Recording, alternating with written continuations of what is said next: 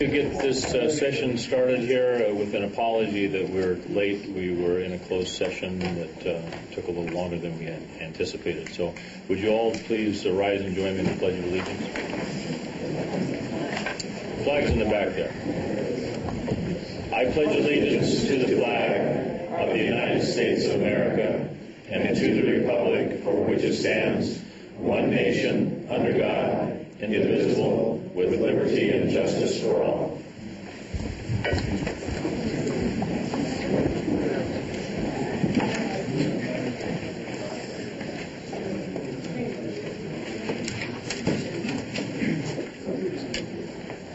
All right. I would like to start this session by reminding everybody of where we left off before.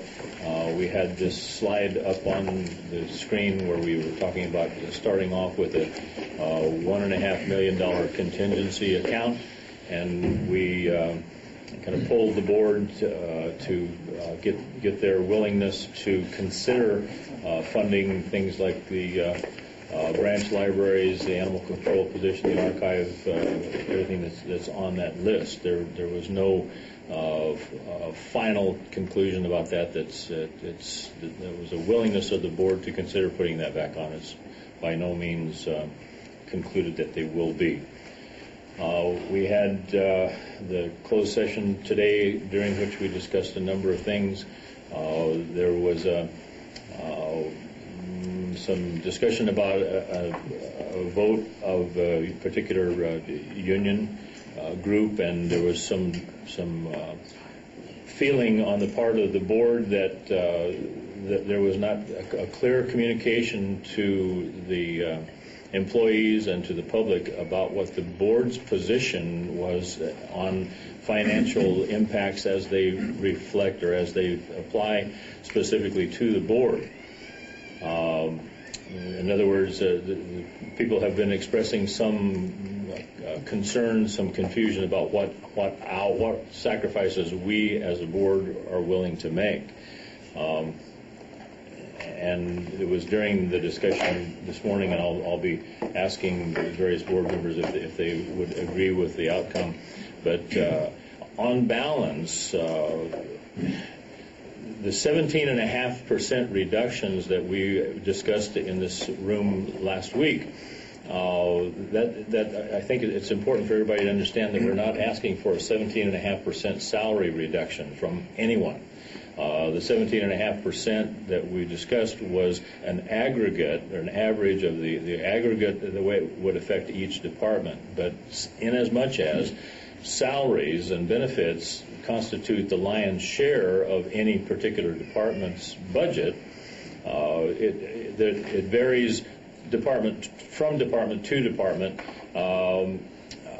whether it's a 5% or a 7% or a 10% salary and benefit aggregate. If we could get a 10% average across the board, it would essentially solve that problem of having a 17% across the board reduction in the overall general fund reductions. Okay, having said that, one thing that we do in this county is that we have the policy that the county pays the 7% PERS contribution for all of our employees.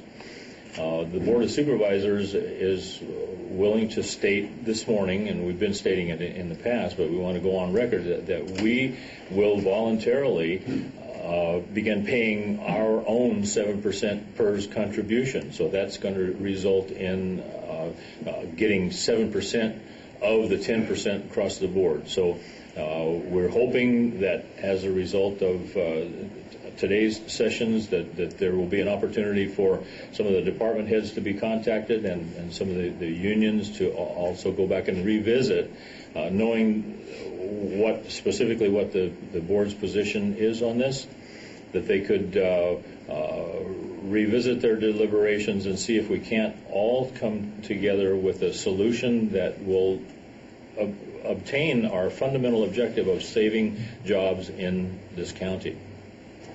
We have no it is not anybody's interest on this board to just reduce positions as the only way of solving our budget problem. And I hope that everybody understands that Calaveras County is not immune to the statewide budget problems that we're having. I mean, if there's anyone who believes that we are somehow in any better shape than any other county or any other portion of the state, please let me know if you have some magic solution to our problem, because we don't see it as a board. So have I characterized our conclusions adequately about the way that we're volunteering to do this, the 7% PERS contribution plus whatever else it takes to get to a 10% reduction from each and every one of our board members? Is that plus the Me Too?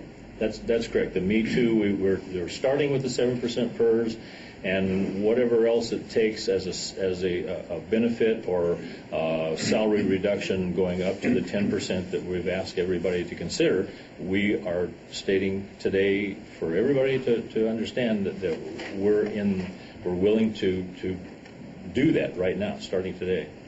Is that, supervisors, as we all are? No. No? I am strongly opposed to that, and I will state why.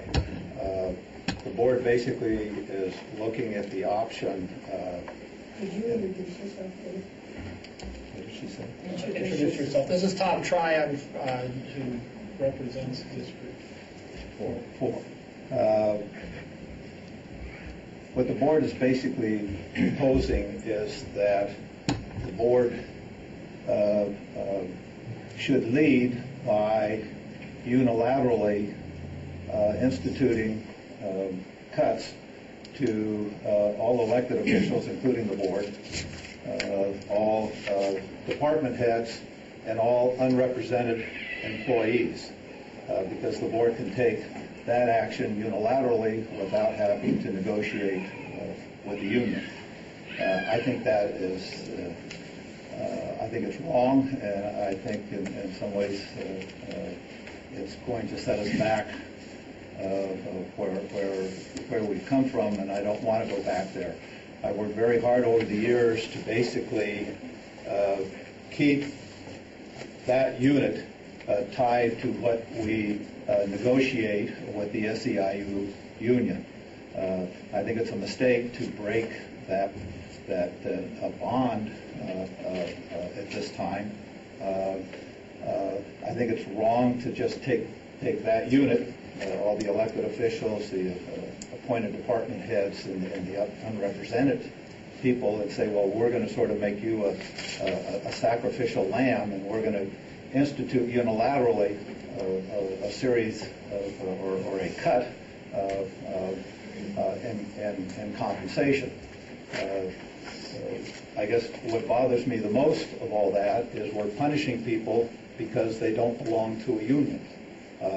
I'm not for punishing a whole segment of county employees because they do not belong to a union.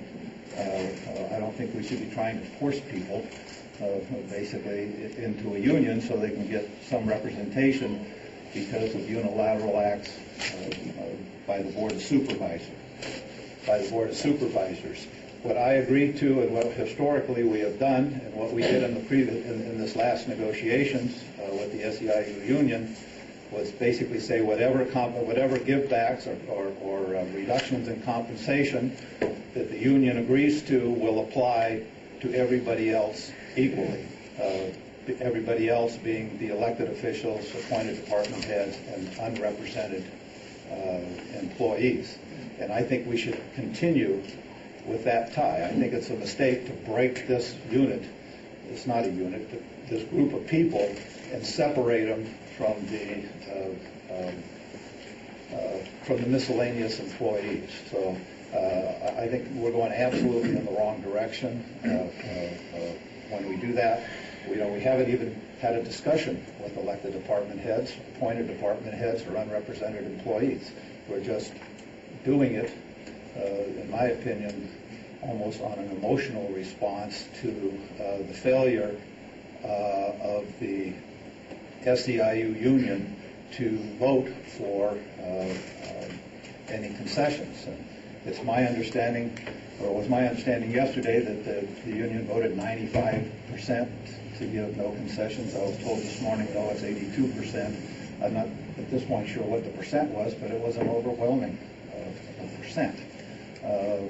What the board is now wishing to do is go back and re-enter negotiations with the union.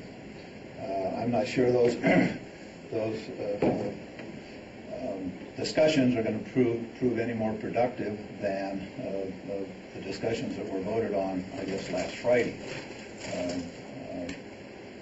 or earlier in the week. Whatever. And the simple reality is the board can say, oh, we're saving positions. In my opinion, we're not saving positions. Every day and every week and every month we get into the new fiscal year and we haven't balanced our budget. It means that we're going to have to cut that many more positions to balance the budget. So I don't view this as a position-saving action on the Board of Supervisors. I think all it's going to do is put more positions at risk. And, there's active speculation as to why the union voted so overwhelmingly to deny any concessions. I suspect one reason is that the union members recognize that this isn't a one-year concession. I don't think they're looking at a one-year problem. We're looking at a multi-year problem in our revenue stream. And if all we do is basically do a bunch of one-year concessions, then when we get to next year's budget, we have to have the same level of concessions or institute the layoffs at that point in time. The conservative estimate for the state budget, if nothing gets rolled forward from the $26 billion, is there will be another $10 billion shortfall in the state budget for 2010-2011 fiscal year. We will probably have additional layoffs to what is even being projected today. And if you think this budget process is somewhat chaotic, that we're going through this preliminary budget process is somewhat chaotic, which I think it is, just wait until next year when we do preliminary budget the first half of June, and we have an election year and 2 board members up for re-election, and then see what chaotic looks like when we're trying to do a budget. So my own feeling is that we have to get the budget in balance this year. We have to get it right, and we better get our revenue streams, or we better get our expense stream in balance with our revenue stream. Because if we don't get it right this year and we build up to an additional or greater deficit next year, it's going to be, in my opinion, even more chaotic given the political realities of what we're going to be facing. So I am not at all in favor of what the board is proposing at this time. Thank you. Supervisor Walensky, I know you want to talk, but I feel compelled to just not rebut necessarily, because Tom is entitled to his opinion. But what I may have not stated it properly, but what I am very interested in doing is my salary is approximately $60,000 to serve this county, and if it would save a position or a portion of a position for me to give back, or to save the county $6,000 in this coming fiscal year, I think that's a very small price for me to pay, especially when the bulk of that is going into a fund that I'm paying into to provide for my retirement. It's not something that is going out of my pocket and I'm not getting any benefit for it. So I'm very willing to make that, call it a sacrifice. I don't really call it in my mind, it's not a sacrifice. It's just a way that I can demonstrate my willingness to help solve this problem and save positions. Others on the board may want to elaborate on their specific feelings on it, but we have one board member that feels like that's not the way to solve the problem, and he's entitled to that opinion. Supervisor Walensky, please. Yes, I think we've got a couple of, obviously, given the number of people in the room, we have a lot of issues. But there are a couple of things that are pretty central to a moment like this when a county faces this level of economic setback and threat to services and positions. There are a couple of basic principles that need to be adhered to in a moment like this. One is we have to be able to trust one another to get anything done. And clearly from the conveyance of the recent vote, that trust is not necessarily there with us at the moment. Secondly, a sense of equitability and fairness needs to take place. And a lot of people look to leadership to set the tone. It is true that what we've had in the past in better times has been essentially a Me Too agreement, that the board would accept whatever pay or benefit increases were bestowed upon the general unit. But at a time like this, it's important that leadership set an example.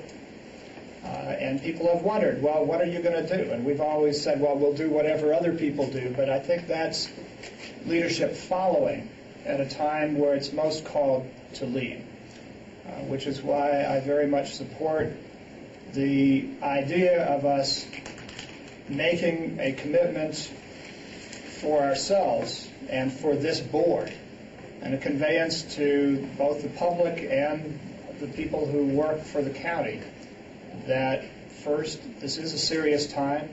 Secondly, we take it seriously. And third, that we're in it ourselves. But the truth of the matter is that that's more symbolic than solving the problem that's before us budget-wise. The real problem right now is that we have no idea how much money we're going to wind up with in this budget year and next. The state right now is in discussions, and we hear that there may be as many as $2, $3, $4 million yet to come our county's way in the way of reductions of funding. So what we do today, and it's important to remember this, that this is a first budget. This is a draft. This is our preliminary budget. We finalize this later. But what we set forth now and the cost savings that we're able to create now will make a big difference regardless of what comes our way in the next couple of months from the state and federal government. It's very important for me as we enter these discussions and maybe further negotiations that people understand that we are all in it together. And we can't say that. It's given our history and given some of the relations of the past, that without our saying we're in it right up front, and that we will accept what others, the same fate as all others, I think would be the wrong start. We can't wait for others to make a move. We're making it ourselves in hopes that people will find the trust and equitability necessary to get through this without devastating cuts to services and personnel. It would require everybody stepping up in a different mood and a different method, but let me say one other thing about equitability. When you have a unit that's taking a vote and 60 to 70% of it is asked to make a sacrifice without their departments getting any kind of mitigation for that, any kind of reduction in service cuts, you're pretty much guaranteed the kind of outcome that we just received. And frankly, when we set something like that up and it comes back this way, we've already broken the sense of equitability and fairness and trust that's required to get us to a better outcome.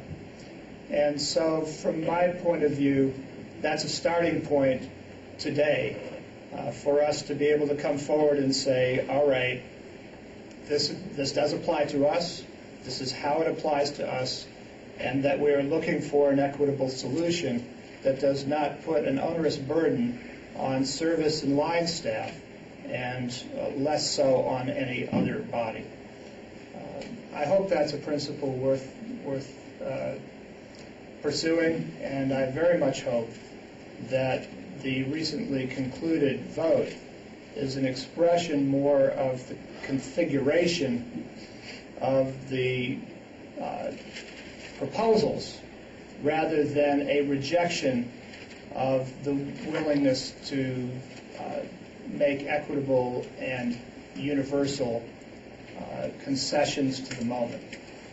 I am very sorry that we find ourselves here. It would certainly not be my choice or anybody else on this board to have had this level of fiscal challenge come down in 1 year. But I have to agree with Supervisor Tryon that this is not something that will be done this month. It will not be done this year. We're going to have a tough year next year.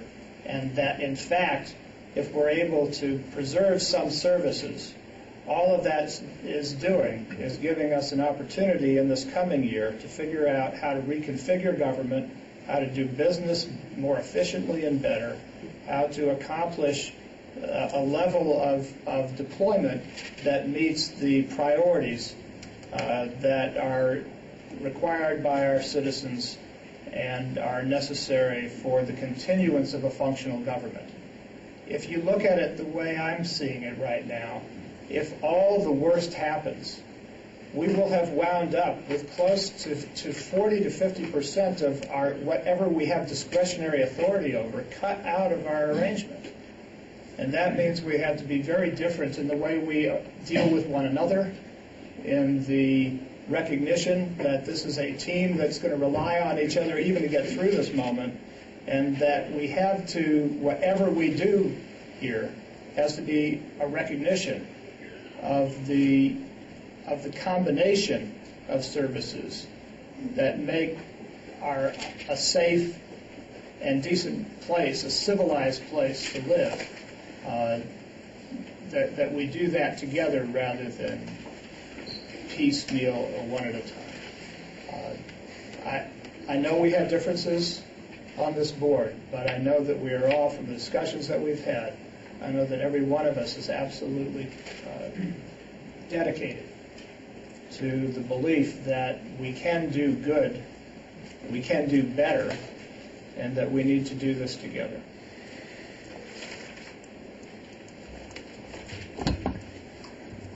Any other member of the board wishing to comment on that? You took my time. I'm sorry, what did you say, Maria? You took my time. It's fine. When did that ever matter? Well, that's true.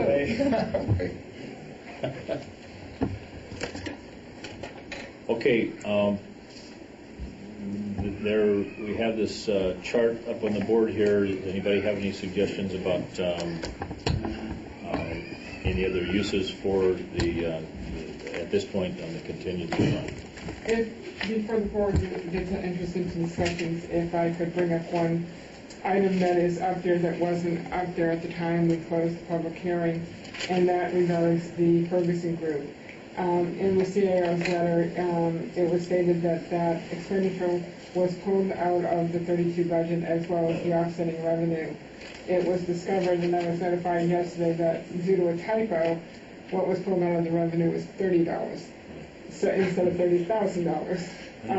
So the question remains whether the board is supportive of the sheriff contracting with the Ferguson Group. If so, the $30,000 expenditure goes back in, or if they are not in favor of that, then the revenues need to be decreased by $27,970.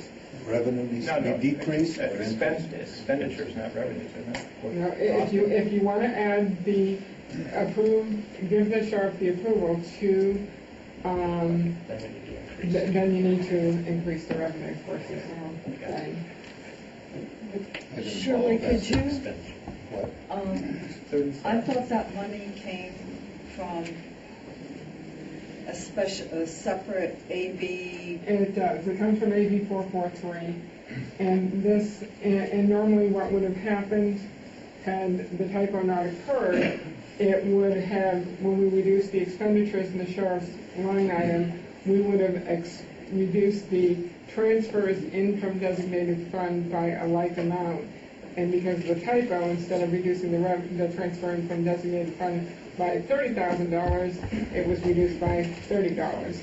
So you have the option of adding the $30,000 to the expenditure line item or reducing the revenue by $27,970. Well, it's almost a push. Well, yeah, it is 30,000. It's 30,000 in either way. It's going to go up 2,300 or whatever. The question is whether Ferguson is in or out. But if Ferguson's in, we get reimbursed 27,000 because they're in. Huh? The offset is the 30,000 from AB 443. Okay, so there's no net cost to the general fund. Except for in this case, because there was an error, it's about a $30,000 change whichever way you go. Whether you agree to the sheriff's proposal to fund the Ferguson group, then the expenditure increases $30,000. If you choose not to, then we need to reduce the revenue by $30,000 basically. But if it's from Well, wait a minute, if you decrease the revenue or increase it's a wash. Normally it would have been, had we done it correctly when we were putting the numbers in, because we were trying to get them onto the Schedule 9s, it would have been a decrease of expenditures of $30,000 and a decrease to revenues of $30,000. Unfortunately, it was a decrease to expenditures of $30,000, but it was a decrease to revenues of $30. So you have the option of, it was the recommendation in the CAO's letter not to do that funding with the offset of AB 443.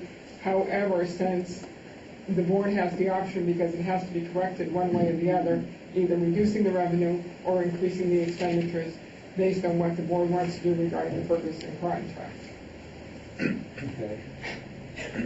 Okay. Sheriff Downham, did you have? Yeah, this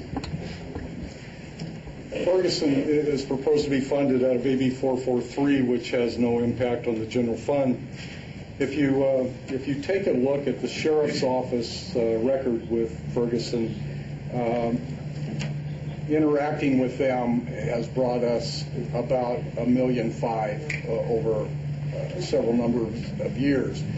We also, in Washington right now, we have somewhere between $400,000 and $1.2 million on the table that Ferguson is marshaling for us. We believe we will be successful with that. In addition to that, I have a grant application with the COPS office for 8 additional deputies and 10 additional correctional officers. The Ferguson group helps us with that every step of the way. No idea if we'll be successful with the cops or correctional officers. We won't know that till probably September or so. But the return on the money that we have spent with Ferguson has been dramatic. It has been exceptional. And we're partnering in this with Alpine County on the communications project coming over the Sierras, which will lead to all kinds of great things here. And virtually there is no general fund impact with any of this. But these bad budget times are going to go away at some point. We cannot quit planning for the future. We have to keep looking down the road. We have to keep trying to make sure that when we get out of this, we've got something to get back to.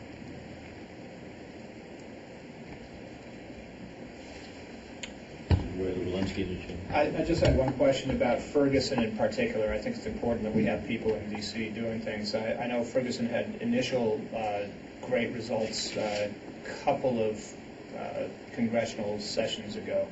And I'm wondering whether that's tapered off or sustained over time. Did the $1.5 million, was that front-loaded, or has that been sort of cumulative? That's money we've already received over probably a 5-year period or so. The money that they're marshaling for us now on the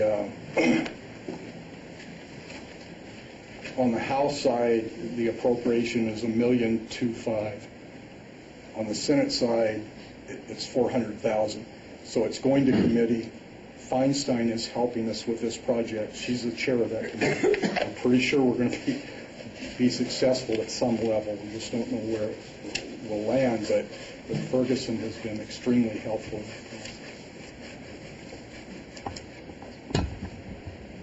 Any other questions? No, I support this because it's going to bring broadband to the to the rural areas of Calaveras, of course, to the Highway 4 corridor, and we're piggybacking on that with the providers like Gold Rush, Tower. I mean, Howard could talk, but there's 4 of them that are coming together to put together a JPA, which hopefully will piggyback on the communication system for Alpine Calaveras. So I support the $30,000. I support it also. As do I. I'll make it unanimous. It's 5 for it, okay.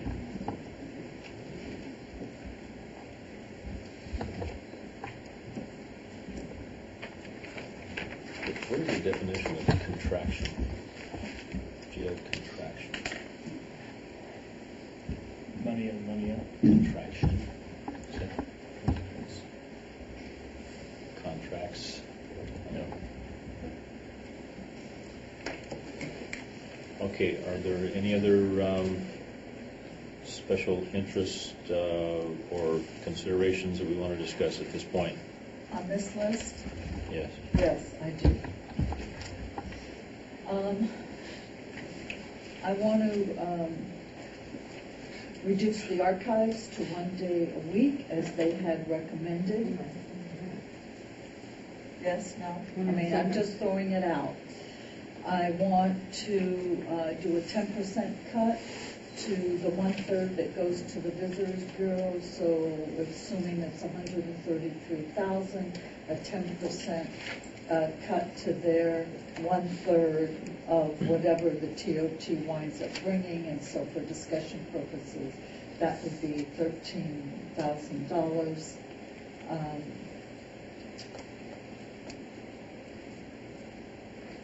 I probably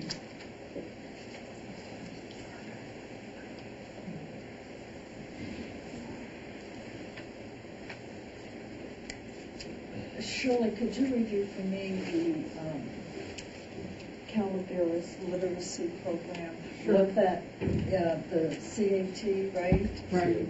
First off, I want to mention that I did put in the archives at the reduced what was proposed by the archivist in the group this morning, because I wasn't sure which way the board had gone according to my notes.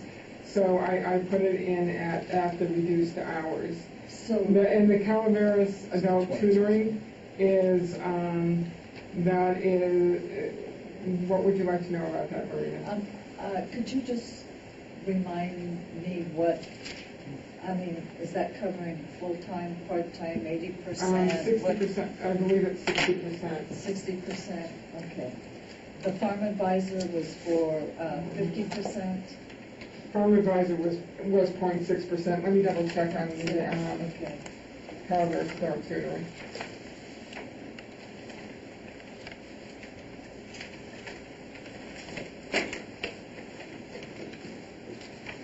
That may have been 80%. Yeah. My apologies, it is 80%. 80%. And it was 60% time for the farm advisors. That's a reduction. Was it reduced to 0, or was it back to where it was, the 80%? The Calaveras adult tutoring in at this rate is at the 17.5% reduction for general fund contribution. The farm advisor was as well in the 30,000 is for the one position that was the 0.6 time for the office technician. Okay. The branch libraries, that's 18 hours. That was to close. Okay. That was the cost of closing Right. all the branch libraries with the offsetting revenue. When we put these in at last time, we just put rough numbers. I went back and actually put the expenditure revenue so that the offset was, we had 153,000. The actual total cost is 153,269 to the closure of the branch library. Dispatch. That was to fund 2 dispatchers? That's correct. So, Mr. Sheriff?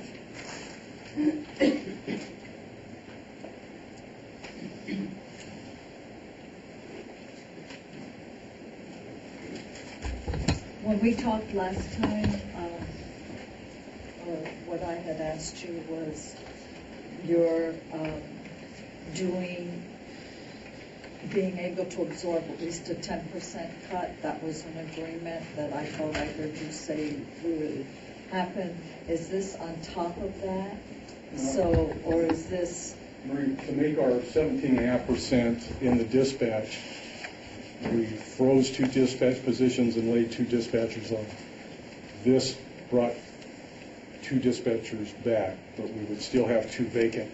But what I told you at the 10% level, with some employee assistance, we could make the 10% budget.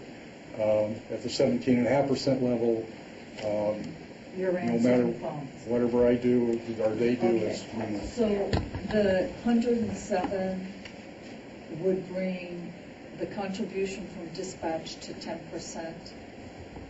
I mean, by adding back in the 2 dispatchers. I'm not sure what level it would bring us to. We still have 2 vacancies. vacant positions, so I don't have a percentage on that for you. I would assume that it gets us closer to 10%. This maybe is, get us on. this is net Angels Camp's contribution. We have the Angels. People were not. 2 people are going to be paid with the Angels Camp contribution. 2 people are going to be paid with the ambulance contribution. So these are strictly general fund funded positions. Supervisor Holloway, it looks like that if the funding of the dispatcher's position would bring a reduction to that budget down to about 8 3/4 to 9%. Right. Close enough for preliminary. Thank you. Supervisor Callaway started off with it, mentioned the archives and wanted to take that to 1 day a week. Am I to understand that $27,000 does provide for only 1 day a week? That's correct. That was the archivist's proposal for keeping the archives open at a reduced rate and making the reduction to that budget. I have to explain my position on the Visitors Bureau. The whole TOT is general fund money. I don't know, it could be in resolution by now, 1/3. And I don't think any of us are denying the fact that the Visitors Bureau brings much needed revenue, visitors to our county. But if we're treating all departments relatively equal, making them all sort of pay the price for where we are, I think the Visitors Bureau should also be part of that. I'm not saying anything I have not discussed with them. And what that would challenge them to do is market Calaveras even more to make up that 10% difference, because their revenue is based on the visitors that they bring in and the transit occupancy tax. But there needs to be some participation on their part also.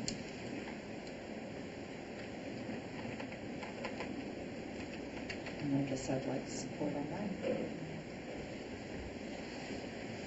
Everybody's ox is being gored, or whatever the expression is. I'm for basically what's up there. I guess I don't want to get under $1 million. So I'd probably take one of the positions in dispatch back. I'm not for cutting the archives additionally to the branch libraries. I am for the Ferguson route in the base map. The Visitors Bureau is based on a percentage, so if the TOT goes down, they already take a cut.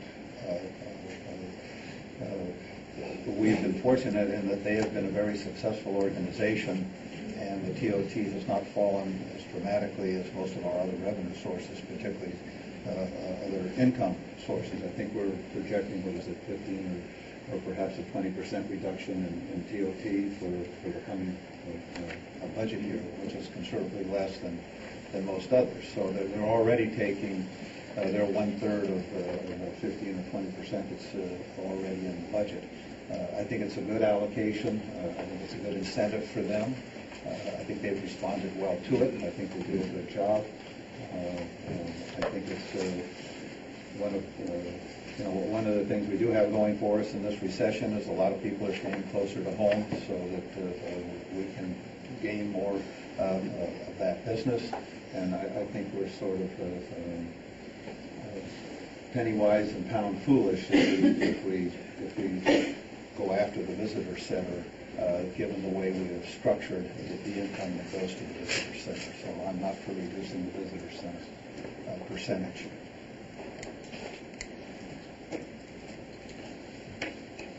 Anyone else have any feelings about that Marita's suggestion about reducing the visitor center's budget by 10%? I'm inclined to agree.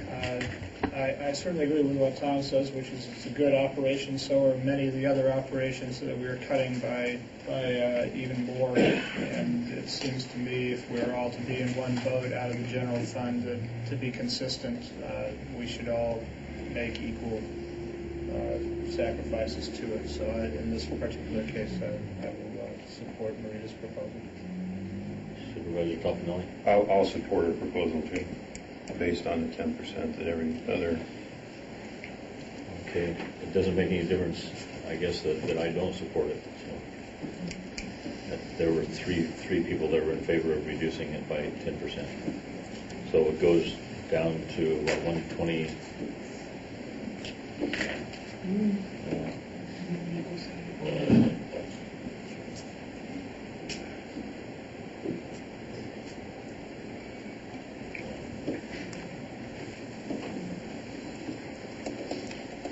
Call on dispatcher. Okay, Supervisor Tryon threw out the suggestion about taking one of the dispatch positions back. How do you feel about that, Supervisor Callaway? No. Supervisor Walensky? For the present, I would leave it in. It falls twixt the twain. It's 8.4? 8.75. 8.75, 9%. If it's in this configuration, correct? And if we were to take one position out, what would that amount to? Sorry. 516. Well, it's half of 100. Yeah, it's going to be so it's going to be 53.5. So that would be right. So the closest we can get to the 10 is the two positions, and I'll stay with that. Supervisor Toffenelli? I'll stay with line dispatches. I'm also inclined to stay with it at this point. I'm having a hard time hearing in the back. Okay, we'll try to speak up. Thank you. Okay, if you didn't hear what that discussion was all about, let me repeat it. There was a suggestion that we might be advised to take back one of the positions, one of the allocated positions for dispatch. Sheriff's dispatch would have been taking away half of the $107,497. The board said that they want to keep that funded to that level. Okay. I see the district attorney is listed there. We didn't have any discussion on taking back or giving back any money. I've been asking every session, when's my chance to come up, but I just wanted to make sure I didn't answer. Seems to be a perfect segue. Do I hear a voice in the back of the room? Come on. Yes, please. Thank you. First, I got a couple of questions because I was Jeffrey Tuttle, District Attorney. I was in the back of the room at the beginning of the session, and there was some discussion about the 10%, and I'm not sure I heard it. It was kind of hard to hear back there. Can you repeat that just really quickly? That's something to do with the bargaining units. Well, I think that there's been some general confusion on the campus among employees and maybe even department heads. The CAO came up with this suggestion that we could balance our budget with a 17.5% reduction across the board in all line items of the budget. Which is what I understand is my preliminary budget that you're looking at now is the 17 we submitted for. It's a 17.5% cut budget. Is that right? Okay. And what I was trying to point out that achieving that 17.5% across the board reduction could be achieved by having employees across the board take approximately a 10% reduction in salary and or benefits, and the 7% PERS in and of itself takes care of 7% of that hoped for 10. I understand. Okay, so that's all I was trying to say. Just to be more specific, I believe the actual figure was 10.4. Am I correct in this? It's good to be specific in our numbers at this point. I understand that with the negotiations, each bargaining unit was looking at the members they would lose and the cost of those members, and each bargaining unit was pointing, it wasn't 10%, 17% or any of that stuff. It was paying for those people, which led to disproportionate situations. And so are you going to adopt the preliminary budget today, or are you going to wait to see what happens with the bargaining units? Our intent is to go back after this session and to continue our closed session. You don't really know your true picture until you see what happens. We do not.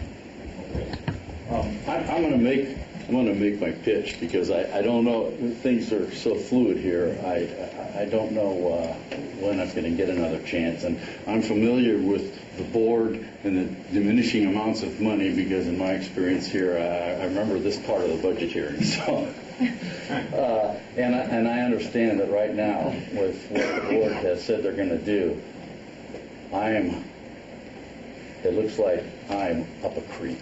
But without the unions conceding the 10%. I have to tell you this, that I was going to come in during this time and offer up my 7% to try and save at least one of those positions, and I was talking to the other attorneys in my office about doing the same thing to try to save the attorney position in my office. Anyway, so I don't have any problem with paying my percentage of PERS. I work for the taxpayers. These are tough times, and I think every other department head in the room and management, mid-management probably feels the same.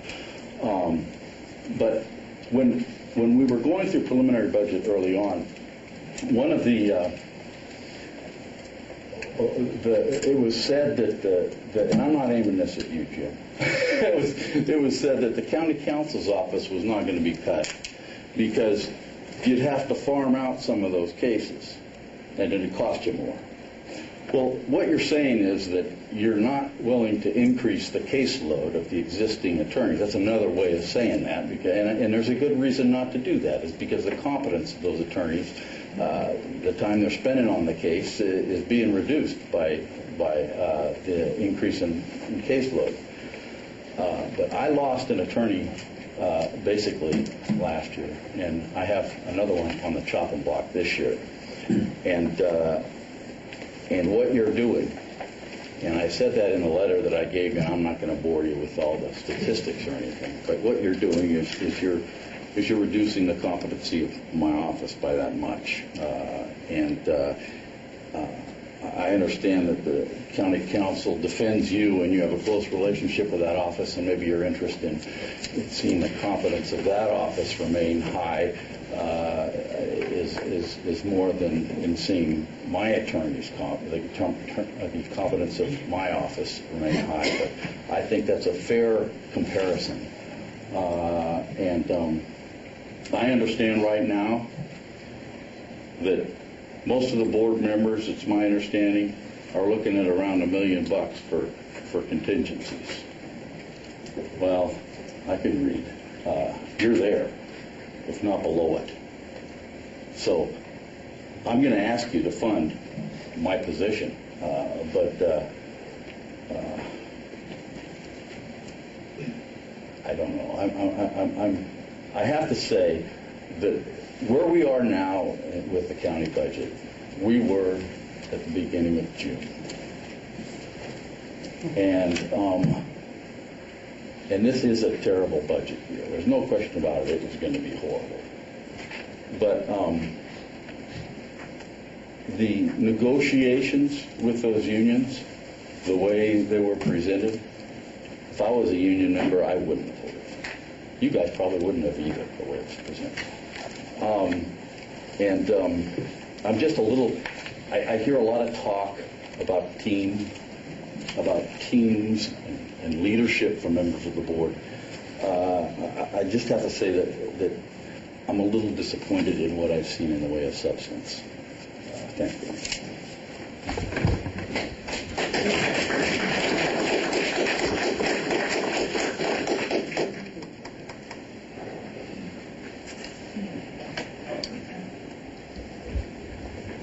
Anybody want to jump into this silence here? Well, I have some questions on county contributions. And I did give Shirley the heads up as to Lawton. She gave me an angry look, but I'm going to go through it anyway.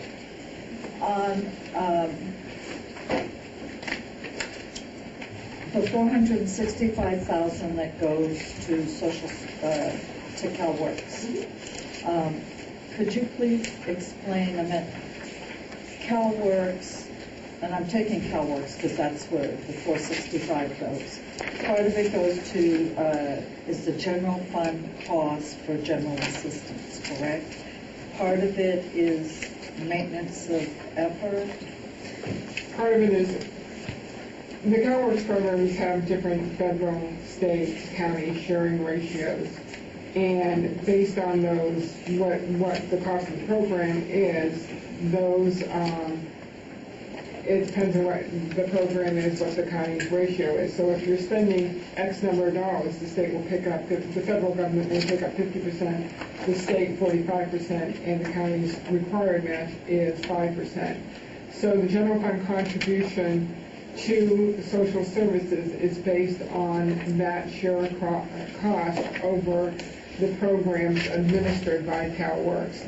Inclusive in that is the general relief program. And as you'll recall, in CalWorks met their 17.5% general fund contribution reduction.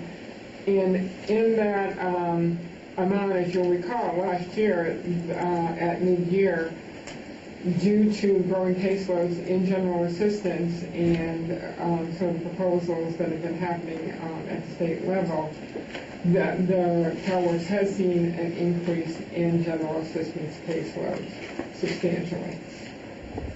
If they're getting, my understanding is when the state budget is passed, they will get stimulus monies in the public assistance area, because the 465 is only is for the public assistance.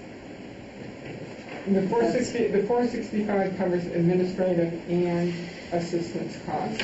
So their actual cost of the grants is a significant portion of that, and there's also the cost of administering the programs. So that covers both assistance payments, county share of the assistance payments, which are required by law. 97 and 96. 96 and 97. 96 and 97. Right. So if they receive stimulus money, is one question. What will that do? Two, are all those programs for which they're a match, are those still being funded or capped, which would then reduce the general fund contribution? They are capped, the administrative portion are capped at the allocation. During the course, beginning of the fiscal year, CalWorks receives allocations for the administrative cost of each program. So in that, we know what is coming from federal and state, and then what the county sheriff cost would be. And those expenses are capped at what the county share will be. The assistance is based on historical information regarding what caseloads are doing, and then the required match for those assistance payments. But if there's reduced hours, there'd be reduced funds. Again, they are within their allocation, and if they reduce the hours at the direct service, then that changes how the overhead is drawn down. But it doesn't necessarily, and so if they are spending less in salary and benefits and direct service, and the overhead is drawn down is less, then the county share of costs is less as well. So when I asked about moving the wild card, some of that to the general fund, what I hear you saying is it's too risky? That's correct. Okay. Because that is definitely based on the county share of costs, based on what the expected administrative and assistance payment costs are. Okay. Let me move to another one, and I see Mr. Lark's not going to like it, but the public access television, how much of that is mandatory, that it's required of the 106,000? Could that be discretionary, put into the general fund? What would that do to public access? It would wipe out public access television. Because what they receive in funds through the franchise agreement is around $15,000 a year. They have some other revenue, but the majority of it is a general fund contribution. When the franchise agreements were made with the cable companies, they get 3% per cable subscriber per month per year, as I recall. I was trying to pull out the franchise agreements to look at that. The rest has been supplemented by the general fund to keep the public access television operating. So we could subsidize public access television to the tune of about $90,000. Right, and part of that covers the cost of video taping to board meetings and et cetera. Maybe board members, you might not like to be taped. Be a good year to miss. Well, I mean, this is all general fund contributions, and I think we need to look at that. Shirley, could you remind me again about the $303,000 for development services? I know you. When Public Works split into roads, development and services, administration, et cetera, they took the surveyor from a general fund department, a separate budget unit, into the development services. And approximately 90,000 of those general funds were committed. The same general fund contribution for the surveyor's budget was transferred over to Public Works. So 90,000 of that is to maintain the general fund contribution for the surveyor. The remaining part of it is a portion of the VLF. When the development services was set up as a separate budget unit, the hope was that within a few years, based on land development fees, that it would become self-sustaining. Until that time, the VLF was split between roads and bridges and development services to maintain the budgets. Okay, so my colleagues, I will remind you that VLF, with the exception of about 30,000, where am I on that? The VLF is general fund money. Yes, it is. So we can take that money from roads.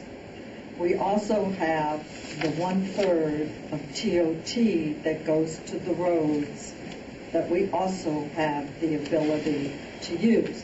Now, considering the state is going to take road money, probably, Prop 42, some of the gas money, and the highway users tax. I'm not saying that we should do that, because I want some snow removal money. But I'm just telling you that we have almost $300,000 in discretionary income that we can move to the general fund, but it will be at the expense of the road department. Russ? Of course.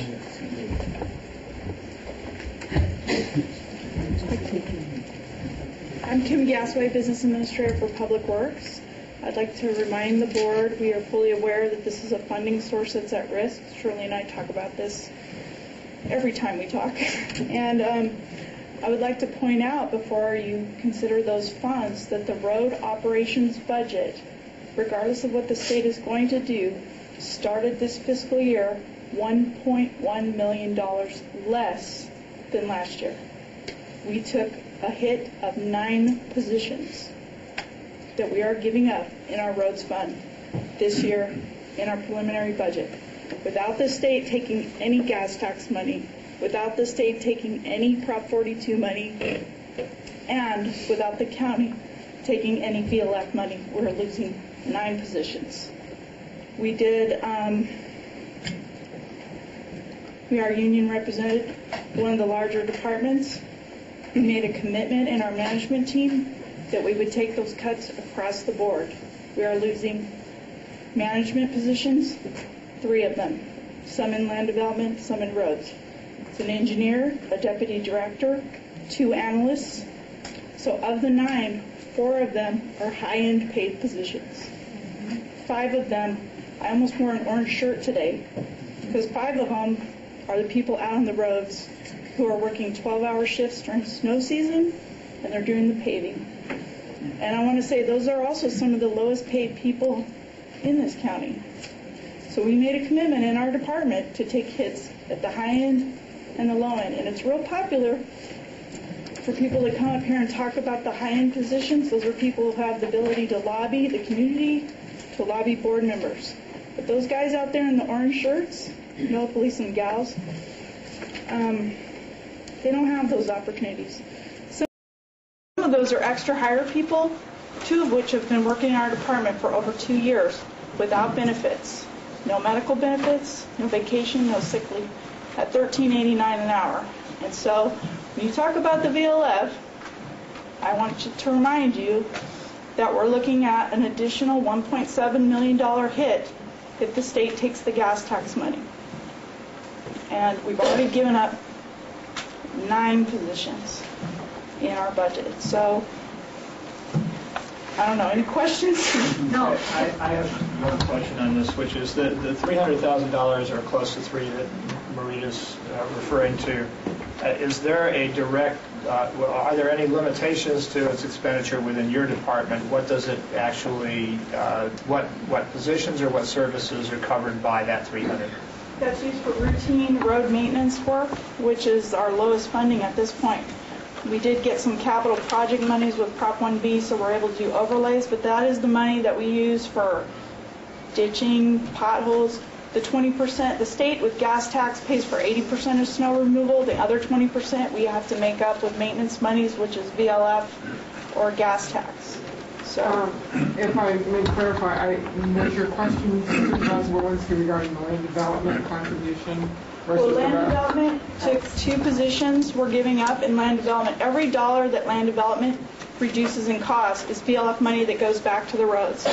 In our department, we understand that there's different divisions that were broken out of roads for budget reasons that are competing for those same funds. So Robert Packinger's group, they're giving up an engineer 3 and an analyst. 2 of the positions are land development so that VLF money can go back into maintenance for roads. And that's where we get the bulk of our calls and jobs. And I did want to point that out, and we know this in the office. Jonathan and I are here in mid-management, and if we don't do our paperwork, you're not getting a lot of calls. But if those orange shirts aren't out there, you probably are getting a lot of calls. I understand that. And roads have always been, even though you don't get as much as we would like, I just needed to point out to the board where the discretionary money is. And I had to do it publicly. Yes, ma'am. So, and those are decisions you have to make on how to spend the money, but I do want to point out, we're giving up 9 positions, and that they're all levels of the organization, and we've got a lot of trust from our union members because we did that. We did not get 20 road workers, so, thank you. You talked about that the state funds 80% of the snow removal. What do we spend in this county for snow removal annually? About $200,000 a year. It's not a lot, but it's about $200,000 a year. Okay. How does the state go about funding that 80%? Is it State of California basically receives $7 million for snow removal, and you submit, they do an audit of your costs, and it's up to 80%, but it's dispersed on a proportion. So each county submits their cost, and let's say the total costs are $10 million, you're only going to get a portion of your 80%. So, and we want to make sure our costs are equitable to neighboring counties, because if we keep our costs too low, then the neighbor county gets more. okay? Well, I mean, just for the sake of discussion, every other department. I mean, you talked about the positions that you've lost, but hypothetically, what would happen if we said we wanted to take $20,000? We want a 10% reduction in snow removal. Even the people that get the benefit. We don't do much snow removal in Copperopolis, so I'm not very sensitive to that. But what would happen if we said we wanted to take $20,000 and remove it out of the snow removal budget and do something else with it? Well, you're paying the 20% match, so you take 20%, $20,000 of our VLF money, and you'd want us to reduce our snow removal. Then we would lose the 80% of that. I probably have my friend do a calculator. Right. So 20,000 is 20% of. I apologize for interrupting, but I just want to clarify. The $200,000 that's spent on snow removal, again, is that the county's 20% share to which is added. So the total amount the total amount that's spent is $200,000, of which $80,000 is paid by the state. Or 80% is paid 80%. Thank you. So by removing $20,000 from that, we would be losing $80,000 for that item. Right. We would lose $80,000 in reimbursement. We're not cutting snow. Maybe Ross. No, when it snows there and we have to send the rigs, they'll say, doesn't snow in Copperopolis or Murphy's. The G.I. Joe trucks aren't going south of. Anyone else have any questions of Kim? Okay, thanks, Sam. Now, and knowing that roads have always been a sacrosanct issue for Supervisor Tryon, I have one other item. $7,400 is part of a contract that the county pays general fund for Murphy's Park. So. How much is it? $7,425. So, I mean, again, that if we look at the contract and we look at starting to cut back, those are the kinds of things we need to look at. I mean, we can look at big ticket like the $200,000 but we need to look at small things. So when you negotiate I guess from my position is that I'm not at all in favor of that. I view that the same as the branch library. The idea of going up and closing the community park in Murphy's makes no sense at all given the amount of use and the identification that the community has with the park. I'd rather take it out of snow removal. I knew that was coming.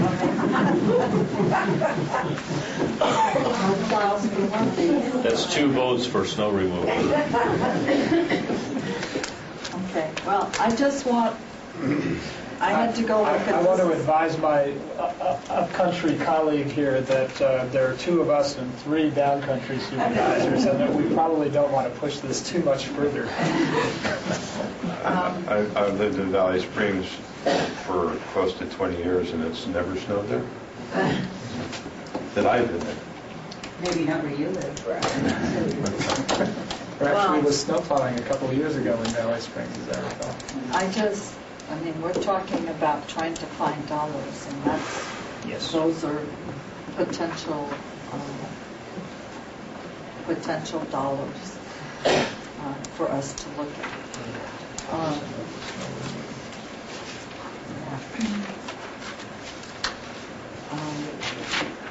Thank you.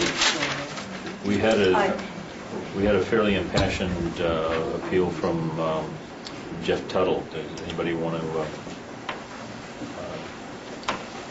discuss that at all? Or are we comfortable with it? Jeff, I looked, he left town. What's the cost of that? Yeah, what's the cost of that? $81,846. How much? $81,846. Minus the 7% of his first contribution. That I can't pay off the top. From my perspective, the trade-off would be is to reduce dispatch by a like amount. And I guess the question is, the sheriff's budget, once the budget's adopted, the sheriff, as I understand it, can make money anywhere he likes between his budget units without board approval. Is that correct?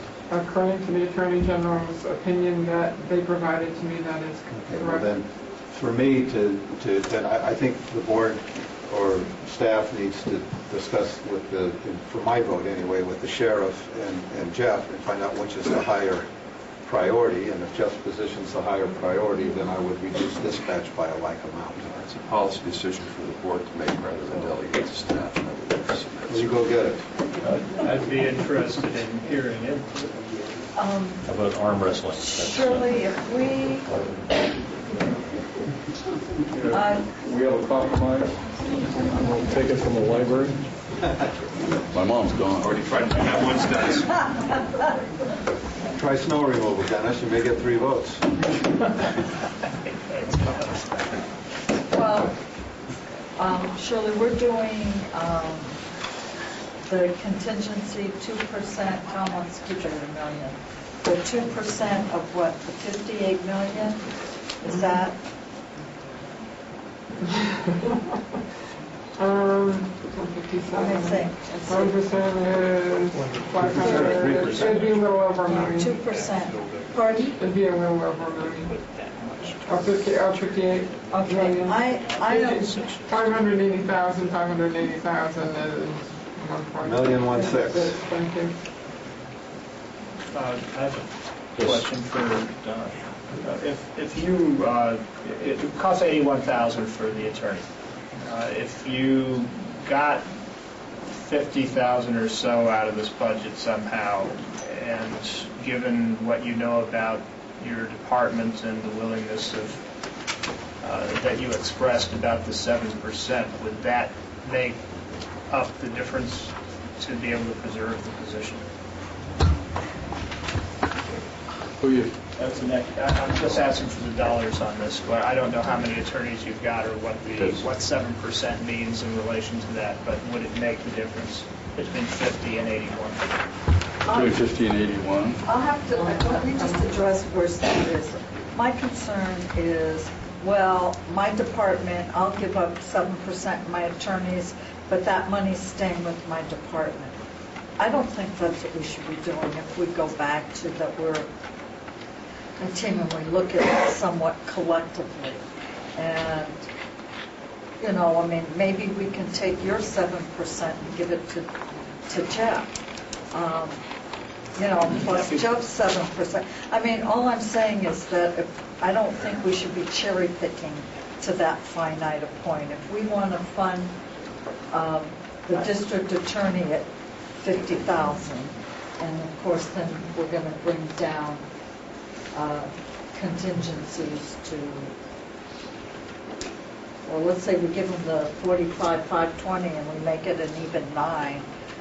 And then as it plays out with the negotiation with the union, as it plays out in Bob's discussion with the other electeds and the department heads and the non-representatives, because the giving of the PERS is only for the Board of Supervisors. We cannot commit We cannot order the electeds to do that. But I can do it if I want. That's correct. And I mean, I'll be glad to. I mean, the electeds can do it. I mean, and we can force it on the department heads, non-elected, and the non-represented. We don't want to do that. We want to be in discussions with them about participating. I mean, About doing that or else. well, that's, I mean, we can't force the electeds to do it. The electeds has a voluntary on their portion, on their part, but I don't want to say if Jeff gives up this 7%, it goes back to his department, because I think we're looking at this on a From a big picture policy bigger thing, picture. Yes, thank you. You guys, at my request, put me in a different situation several years ago, that I'm tied to the DSA contract, and certainly I benefit from that. Whatever the DSA gives up, I would assume that will count, and if they give up the PERS or whatever they give up, that will feel equally for me. Well, that's a good question, Dennis. Maybe we'll have let you give that up, plus you can give up what the other electeds are also giving up. So we'll take 7% if you would like to do it, plus whatever DSA does. We need to find out what DSA is doing first. I know. I mean, I understand that you are correct. You are in a separate boat. But Bob's going to be talking to all the electeds and department heads prior to this happening. So to get back down, do we want to fund the district attorney? It's preliminary budget. I'm tired of talking. Can I ask a question? Does that mean that if that bargaining unit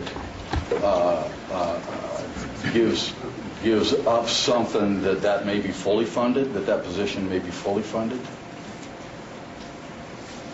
I need to kind of take a step further than what Jeff's doing here, because I mean, this is one thing that's been killing us from the start of this is not really having some clarity in this. But my understanding is if the employees give up something 10.4 in whatever fashion, then what?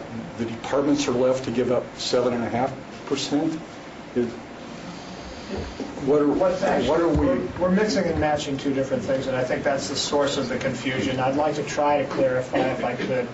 We have a 17.5% overall budget reduction requirement over last year. In order to accomplish that, various departments have put forward budgets that cut all kinds of costs.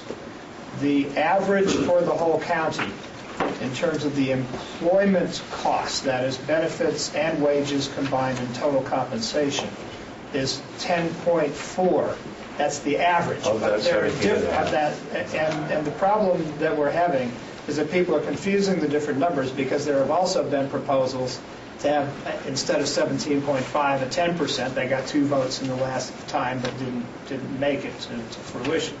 So the 10.4 actually is an average across all bargaining units, and those have been now confused. That overall figure has been confused with what the breakdown for mitigation of layoffs was, and that's been done by department. And maybe it would help people to understand what those numbers are, not by department but by bargaining unit, so that each bargaining unit can understand how much concession would be necessary to get 0 layoffs. And in your particular unit, if that were voted, to the percentage that is, and I believe it's what, 6.8? I got 3.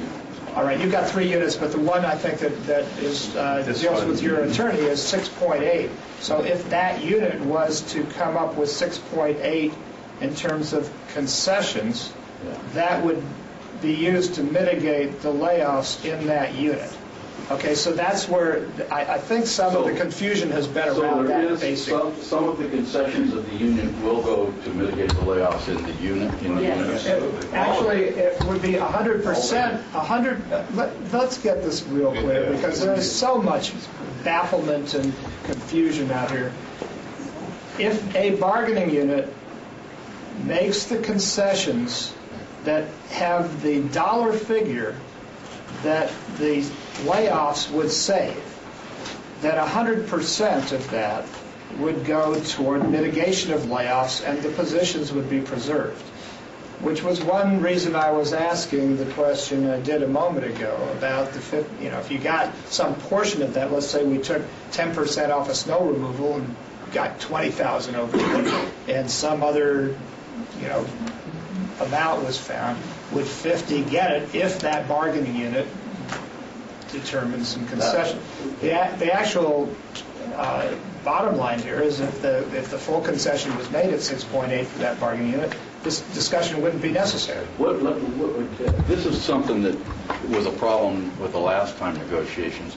What if the bargaining units say, we recognize this is a huge crisis, but it's just too much. This bargaining unit is a small bargaining unit with a lot of layoffs.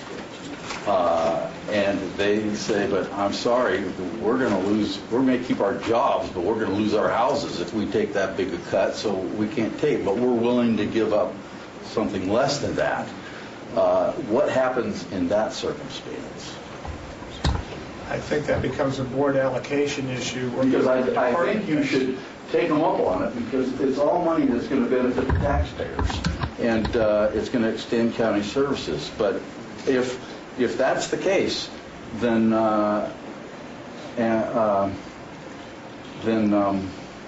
if that's the case, and I don't have 3 votes for $80,000, I'll take 50. Could you put those numbers out? I mean, for the public safety, for the safety or DSA. I mean, so we have a realistic. The DSA took a 6.85% reduction in personnel costs. However, that's achieved, whether they pay a portion of their PERS, whether they take furlough days. If the Deputy Sheriff's Association took a 6.85% reduction, there would be no layoffs among Deputy Sheriff's Association members. Okay, how about Sheriff's Management? Sheriff's Management has a much smaller base. They need to make up $449,000, and that would be a 40.94% reduction. So among 7 people, they got to make. Yeah, there's seven positions, and then in the new unit, the public safety employees might. These percentages may be a little bit different than what was discussed in bargaining, because when one of the negotiators said we need to calculate the cost on the salaries and associated benefits that were tied to those versus the fixed costs that don't change, which means your health insurance and life insurance. So then that increased those percentages slightly. This is all in. What's the percentage for the new unit? Yeah. 10.47. We can get that information out. One problem and I know that you just made the statement that if DSA can give up 6.85, there won't be layoffs in that. But has that taken into consideration that no way in the world anybody's going to be able to give up 40%, so I have to lay those lieutenants off. They're all going to bump down, which means for some of the people that get caught up in the bumping, instead of a 6.85, it's going to be 28% hit, because those folks have to bump down. You mean in terms of taking a hit on their income, moving from position X to another position? We have lieutenants. Every lieutenant has bumping rights. They'll bump down to an existing sergeant. They'll bump to a senior deputy, and out the door. So those people that are leaving their sergeant's positions, instead of 6.85, probably be 28% hit. To them personally, but we're looking at the positions. Unfortunately, we're not totaling it up by individual employee. We're looking at the cost of retaining the positions. All told in the county, in the general fund and non-general fund, we're trying to find a little over $3 million out of $40 million in reductions for personal services. And that's the mathematical equation we're trying to solve. It's about positions and not about the individual employees. But unfortunately, when I deal with my group, I have to deal with individual jobs. I'm answering some questions. I'm not trying to negotiate, here in this venue, but there's questions about the numbers. Let me ask another question. Say the new group that has to make 10.47. One of the biggest costs in that group is Jeff's deputy.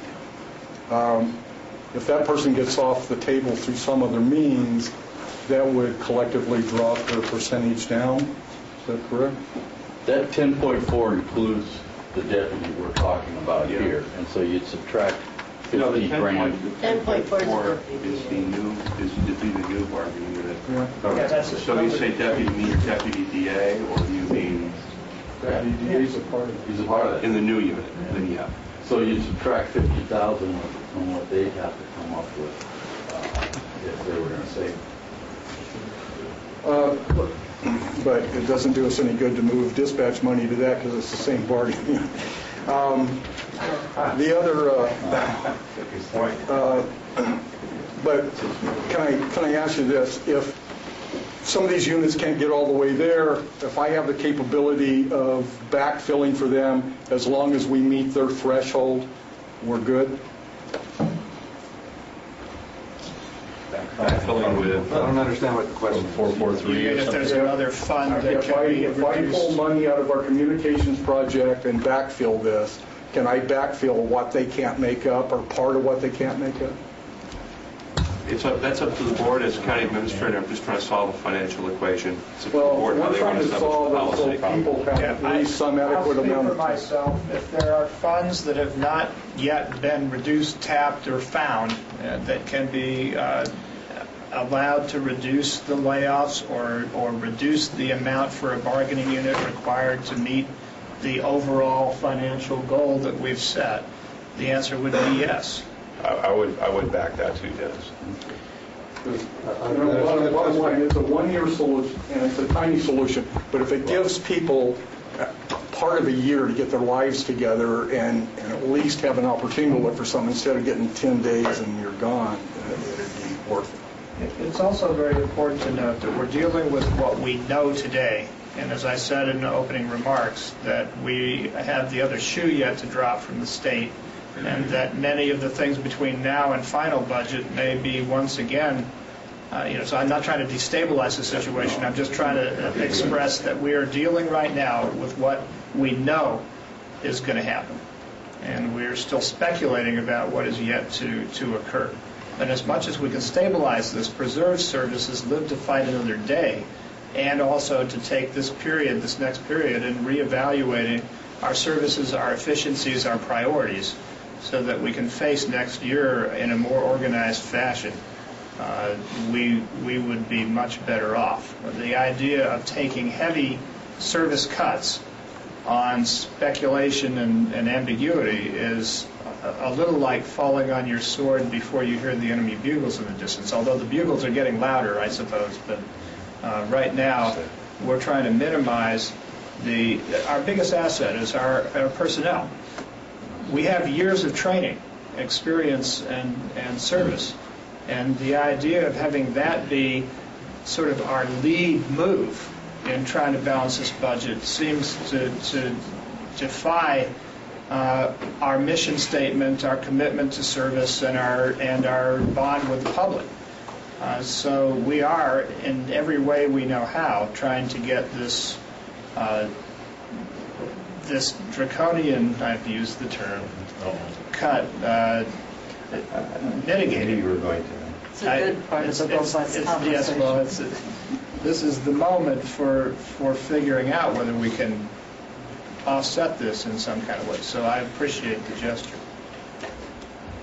And it's virtually impossible for me to stand here and say what we can do. I mean, we're going to need some time. I mean, certainly the bargaining unit's got to see what they can do. Let me ask a question about the $50,000. So that $50,000 would create another vacancy in the same bargaining unit, so which would make the price would stay pretty high for everybody in that to save all the positions. Will you do this for me? Will you give me a chance? Put $50,000 in there and give me a chance to go see what I can do with my budget I support. give Jeff 50,000 and see what we can do to make that come up with it, save the position. And then we'll see what the bargaining unit And that's what the understanding of the bargaining unit does support concessions, that then the 50,000 goes away. I'll have to scramble. And I may be back here, I'm not saying I won't be back here on my knees begging, but, you always have the, you never have the prerogative saying no to me. Did you know that? Dennis, I'm a little confused by the question you put that goes to the board. I mean, if you have discretionary money that you can come and put into your general fund positions, it seems to me the board should know that.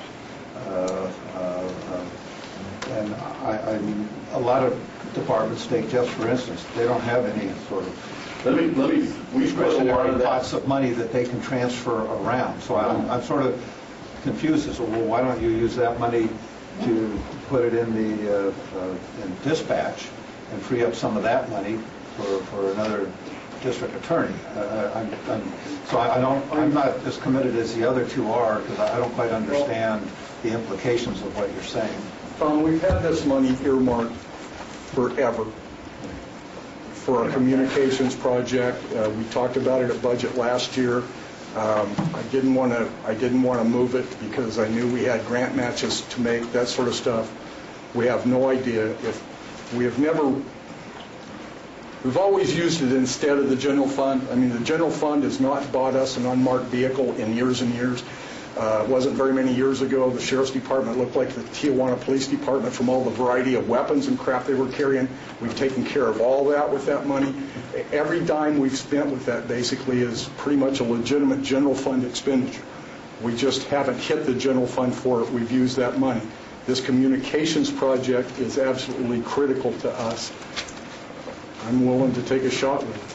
Yeah, but I don't know where we can get with it, quite frankly, and we'll need to look at it. Yeah, I guess I'd have to give that some thought as to sort of the backfilling and what's the source of that. And Tom, this is no different than the tax collector. She had $200,000 fund that she said, okay, I'm going to use it to save positions. So if the sheriff is willing to do that, he's expressed a willingness to do that. That was a fund I don't think that was particularly allocated at that point. This is allocated for communications. It's allocated for whatever the sheriff wants to use it for. It always has been. And he's been using it for other things. Actually, I'm not I'm not as convinced, I guess, as the two of you. If it's general fund money, then it's the board's position to allocate. I would support putting the $50,000 in there and keeping it there. I don't think it's fair if you're going to put it up there to say if you can't meet it, then we're going to pull it out away from you. I think if it goes to however long it lasts during the year, and if you can meet it and get some more money to keep the employee on for the full year, then that's what happens. I agree with what you just said, but my rationale for putting it in is Jeff, you made a very compelling argument that the efficiency in your department will be very seriously compromised without that position, and I don't want to see that happen. So 50,000, we've got at least three votes, so it's already there. Wonderful. All right, well, I think you should pull the vote and not just say you have three votes and not hear from all right, my vote says put it in. Supervisor Tofanelli? Put it in. With Supervisor Walensky? I think that was my suggestion. Yeah. Supervisor Callaway? There were no bribes. No, I'm a no vote because I think that the negotiation should be to switch some money from dispatch and allow the sheriff to, when the budget's adopted, to make those transfers within his budget that he deems appropriate. We're just starting to spend money now, and if we lose Prop 1A, we're going to be back to a whole bunch more layoffs. So. Can I say something about 1A? Because I know we're kind of living in fear of that. As far as I know, and I know CSAC was there, I know a lot of people besides us were there. There's been 2 meetings in the governor's office about 1A. And every time they've talked about it, they tied at the hip a securitization plan that if they pull the trigger, the county could securitize it, have the state pay off whoever securitized it, And they've set it up specifically that way every time they've talked about it. And then both Democrats and Republicans said, hey, this is what screwed everything up anyway, it was borrowing money. It's easier to steal the money we don't have to pay back. And I, as far as I know, 1A has been off the table forever. But every time it was talked about before, there was a securitization plan tied right to it. Dennis, is that information that is in the last 4 days? That was the news about 3 weeks ago, but what we've been hearing is that, and this was based on the Senate Pro Tem's statement, that Prop 1A was back in play, and once we heard that, we got a little bit worried about that 1.5.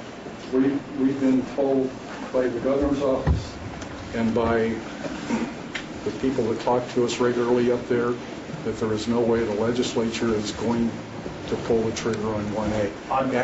But the timing for that conveyance, is that within recent 4 days? It was last Thursday's conference call, and I got a conference call at 3 that could update that. Be nice to get the latest. Well, the county administrator's conference calls last week said it was back on the table along with Prop 42. So we'll have, get doing phone calls. It doesn't. This is Well, preliminary it will budget. be, and we'll have to adjust to it. So Yeah, we'll know quick enough. The tougher the adjustment is going to be, because the further into the fiscal year, we will have progressed. So that's going to make the cuts that much deeper. I have one thing I'd like to say is I had some money in those funds, and it's been last year and this year I used it to do as much as I can to keep from laying off more people, and it's down to about $10,000. I'd like to keep it there because that serves as a contingency for my office, so if I never have to come and go after the board's contingency, which if it's $6,000 isn't going to go very far. But it's just, it's good for you for me to have that, and I think that's asset forfeiture. But I had a lot more than that, and to keep going, we poured it into our budget for the last 2 years. And next year, it's gone, and we're going to have a rough time. Well, hopefully we'll be doing some strategy between now and then. I have one more thing to say. I like all of you as individuals. You just work on the team. Right on. You like all of us, but As individuals. But you're disappointed, and what was the word you used? Okay, I'm going, thank you. Good night. Just a moment. I want to recognize this lady in the back. I'm not opening the public hearing here, but you seem I just have a to... burning question I'm sure a lot of people here have. If everyone takes that 7% cut from the top down, Board of Supervisors down, in equality, what is the total of that amount, and where will that put this budget scenario? That's what my question is. In the general fund alone, that would raise about 1.2 million. Actually, I think it would require, the 1.2 comes if public safety does their full 9% employee share. The county and all the other employees do the 7%. But if everybody paid the employee share of PERS, whether it's 7% or 9%, that would raise 1.2 million in the general fund. We need 1.9 million in the general fund to offset the reductions. Can you come up with the rest of that? I'm sorry, I couldn't quite hear. Is there enough money to come up with the rest of it? There's another $700,000, and we don't have it lying around. I mean, it doesn't get us all the way there, Jeannie. It would get us a significant portion of the way there, and as the negotiated position in the collective bargaining unit was that they would take everything they could through the PERS payments and have a couple of other strategies available, like furlough days, to close the gap to get there. But the PERS payment gets us the longest part of the way there. It's pre-tax, so it minimizes the impact on individuals' wallets, and it doesn't impact people's incomes for retirement calculations. And those are important things. So it's 1.2 million if everyone pays their own purse. In the general fund. And you need a total of 1.7, is that what I'm hearing? 1.9, actually 1.9. 1.9. In the general fund. The general fund. No, the Let me DSA is... follow up that question by asking the other part of the equation, which is how much of the non-general fund positions would be required and what the contribution of the PERS In the non-general fund, we need to close a $1.1 million gap. And the PERS payments in the non-general fund come to about $825,000. So that leaves us with about a $300,000 gap there in the non-general fund. Again, it's not a single solution, but it will bring you a considerable portion of the way. But it's an equal start for all of us. And That is absolutely, it would apply equally I to commend you for everybody. coming up with that idea. It's an equal start. Yeah. I just want to re-emphasize, from my perspective, you characterize it as taking a 7% cut. That may result in a slightly diminished take-home pay, but it's pre-tax. So whatever your tax rate is, you conceivably could be paying. It would be a 70% of the 7%. If you give my logic, if at a 30% tax rate or 80% of the 7%, if you're 20%. Okay. And I really want to emphasize this, that from my perspective, that's like putting money in my savings account. It's not a cut per se. It's taking an asset that I've got and putting it over in a shelf that I'll ultimately get back. So that's.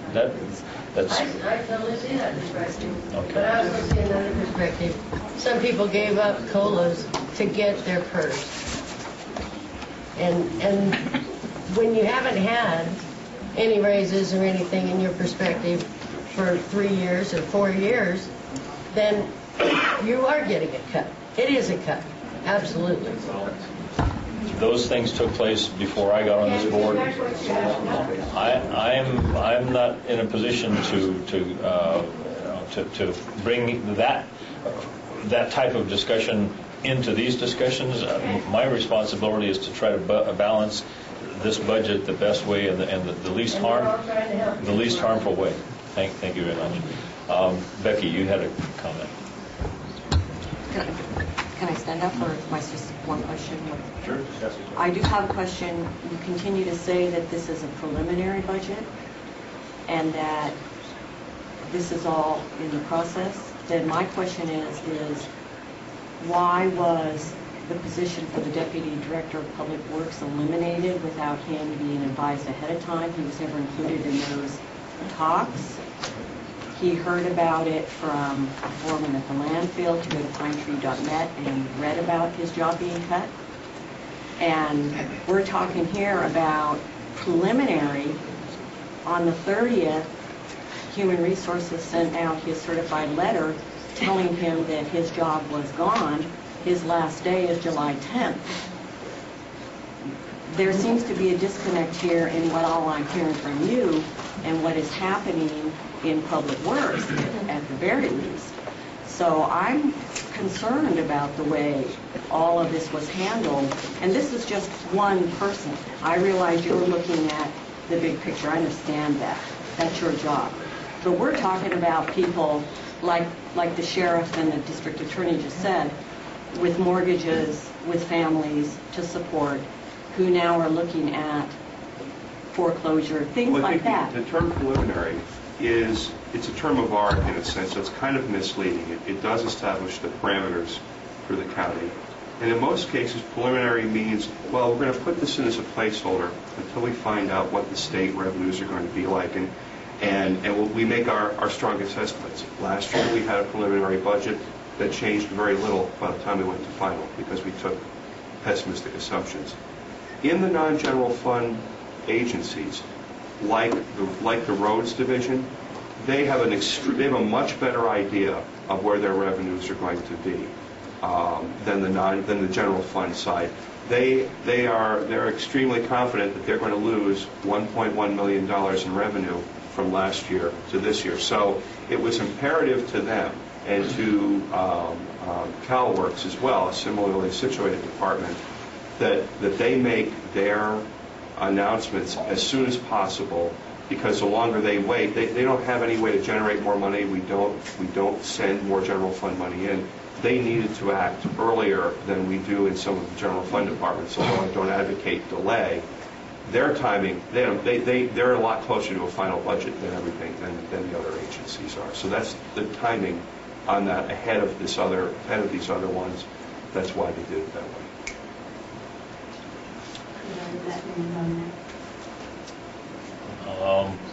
I've been doing a lot of research on this budget on the internet, and one of the things that bothered me from last fall was I don't think the board has any fiduciary responsibility. They don't seem to be showing me that they do. What was the rationale to go outside the county to hire a director? And they had two people that were qualified. They had Vernon Haddix and Robert, and they could have promoted one or the other of them and done this, saving $100,000. That would have been 2 job positions. And then I wondered, who's going to do this work when Vernon is gone? Vernon Haddix, who is the deputy director that Becky was talking about. And the new director, he admitted himself he doesn't know anything about the road department. He doesn't know anything about waste management. He's an engineer. So why was he put in charge of a department he doesn't know anything about? I mean, who's going to do this work now? I want to try to pull this into some focus. It's very important that we get a preliminary budget because it's a requirement. We know that we have to cut our general fund from approximately $42 million down to $37. That's the minimum that we're going to be facing, and we've got considerably more maybe yet ahead of us. But to have a discussion, I want to say this real clearly, to have a discussion about the relative merits of personnel and their records or our considerations in relation to that would not only be unseemly and rude, it would be inappropriate and sublegal. I think it's very important that we stay out of personalities, that we stay on program and positions, that we stay on the dollars in the budget. But I want to say as well that if we were completely irresponsible on a fiduciary way of speaking, then this whole group of department heads would not have essentially left 79 positions vacant over the last year. We have been anticipating this moment, and we would be in much worse condition than we were if there hadn't been enormous sacrifices already across the board.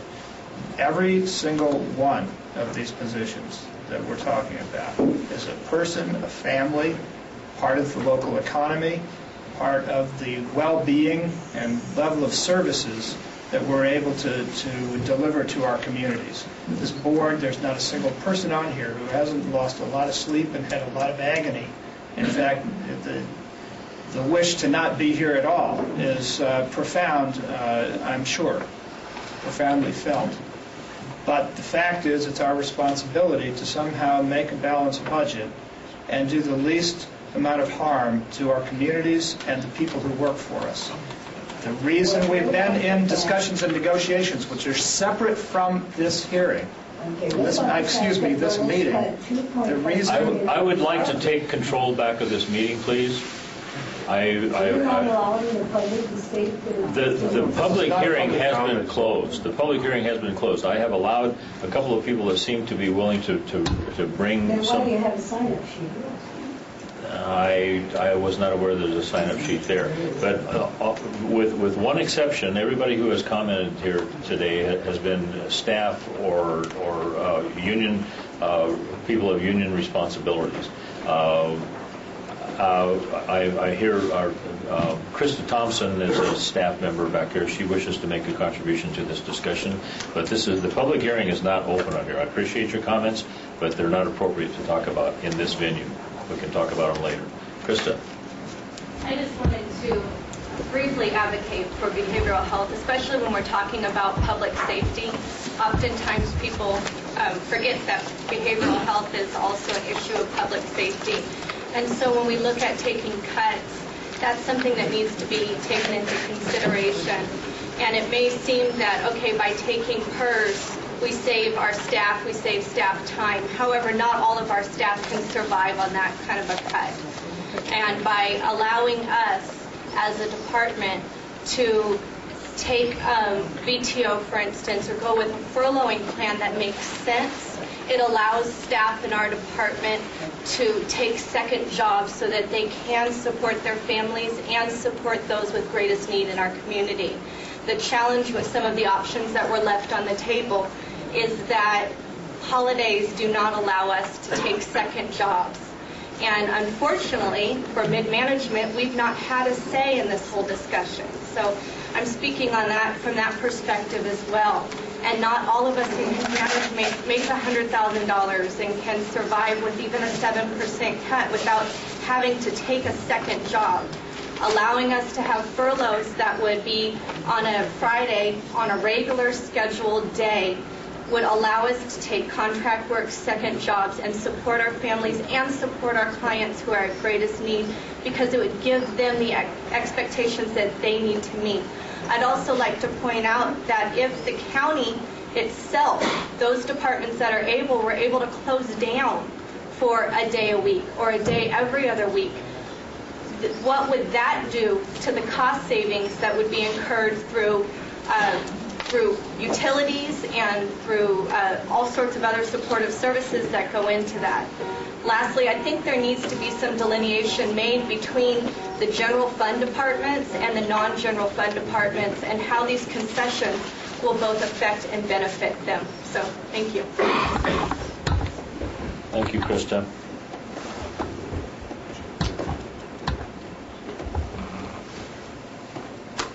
Okay. It's unfortunate that the union vote was taken on with the premise that only certain options were available. I think that it's certainly. Okay. I said it's unfortunate that the union vote was taken upon the premise that there were only certain options available. This particular board member is very much inclined to want to solve this problem in ways that, like for instance, what you talked about, closing down departments one day a week. I personally feel like that we should consider all options available. Anybody else want to weigh in on this? Well, I have consistently supported and stated that I think the county offices, except for those that have to be open, that we are closed either one day a week or 2 days a month, because that's how the public is going to understand that it is not going to be business as usual. So as soon as all this dies down and we get a budget, people forget, and they're going to want the services. And I think unless we involve the community, which means closing the county offices, whether it's 1 day a week, 1 day a month, I don't care, 4 days, doesn't matter to me. We have to be closed for the public to understand what's happening with financing services.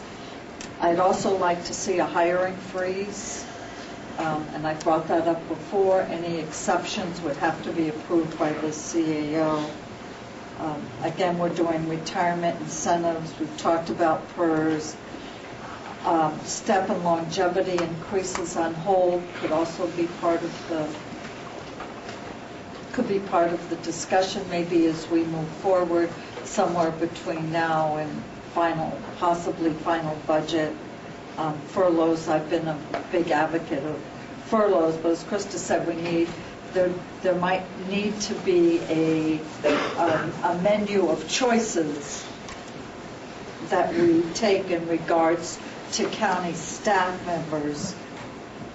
But to really involve the public, we have to be closed, whatever that is, 1 day a week or 2 days a month.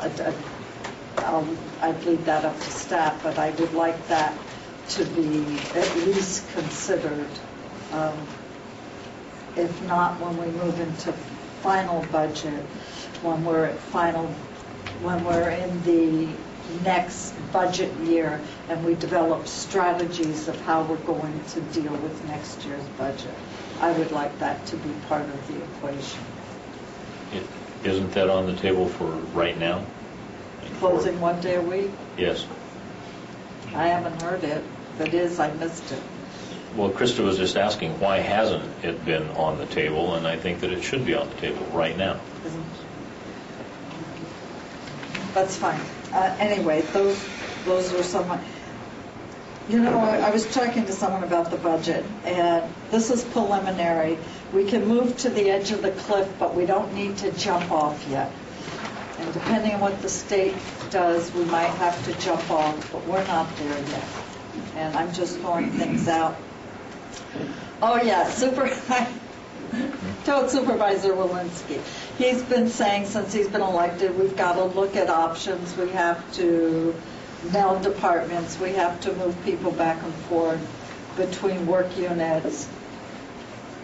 Some jobs are very specialized and you can't do that. So I gave what he said some consideration. And I'm just throwing things out. Again, it's for looking at things as we move into the next budget year. But that we look at combining social services departments, that we have a criminal justice agency. I really tried to work that through because we have 2 electeds and a person appointed by the judges, so I'm not sure if we'd rotate management, but looking at having a criminal justice agency. Thank you for remembering that we were part of that. Yeah, well, you are appointed by the judge. I didn't forget that. Well, I mean, we need to look at things differently. And I was just taking what Steve's saying, and I'm not saying it's going to work, but that doesn't mean that we should close the door on it. Split up environmental health and taking the environmental health portion, moving it to the health department, moving septic back to buildings. I mean, I'm not sure, but those are some of the things that we need to start looking at, because we can't keep saying it's not business as usual unless we look at new configurations of what government in Calaveras County is going to look like. And we need to have tech services, more things on the internet, such as permits, reports, whether it's for the sheriff's office, zone changes, and more things that people can do on the internet. So that needs to also be part of the equation. And that was just the start. Not that, Mr. Walensky. Those are things you want to do and look at. I'm just throwing them out. Oh, We're here. Contract out all road work, except for maybe the engineering portion. Just contract it out and not doing it ourselves. Looking at economies of scale. Okay, that's it. Well, I'll give a response to one of Marita's comments with which I strongly disagree. And that is, I don't think that the idea that we have to maximize the pain to the public in order to have citizen input is really what we should be trying to do here. The idea that somehow we have to inconvenience the public so the public will, support more taxes or support whatever makes no sense at all. We need to do the best job we can with the least amount of inconvenience to the public. Contracting out is always thrown out. I mean, one of the reasons we don't contract out for a lot of things that we do in-house is when you contract out, you have to pay prevailing wage and you have to pay all these added costs that you don't pay if you have a full-time employee. So a lot of times you can contract out and it just costs you a whole lot more money, depending on the quality of work we're getting from from the in-house employees.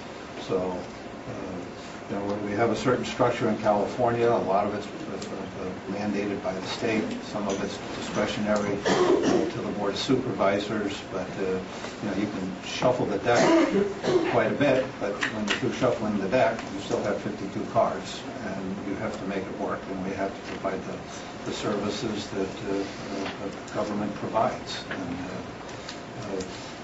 I don't think there's anybody can stand up and say there's just any glaring inefficiencies, and you can save hundreds of thousands here or there. I mean, we could change state law, but I don't think we're looking at county ordinances that are going to do that for us. So that's my comment. Supervisor Walensky, you had a comment? I think this recent round of discussions has led to at least a few conclusions in my mind. One is that trying to apply a one-size-fits-all solution, be it furloughs, be it PERS, be it closed days, not any one of those things works in every department.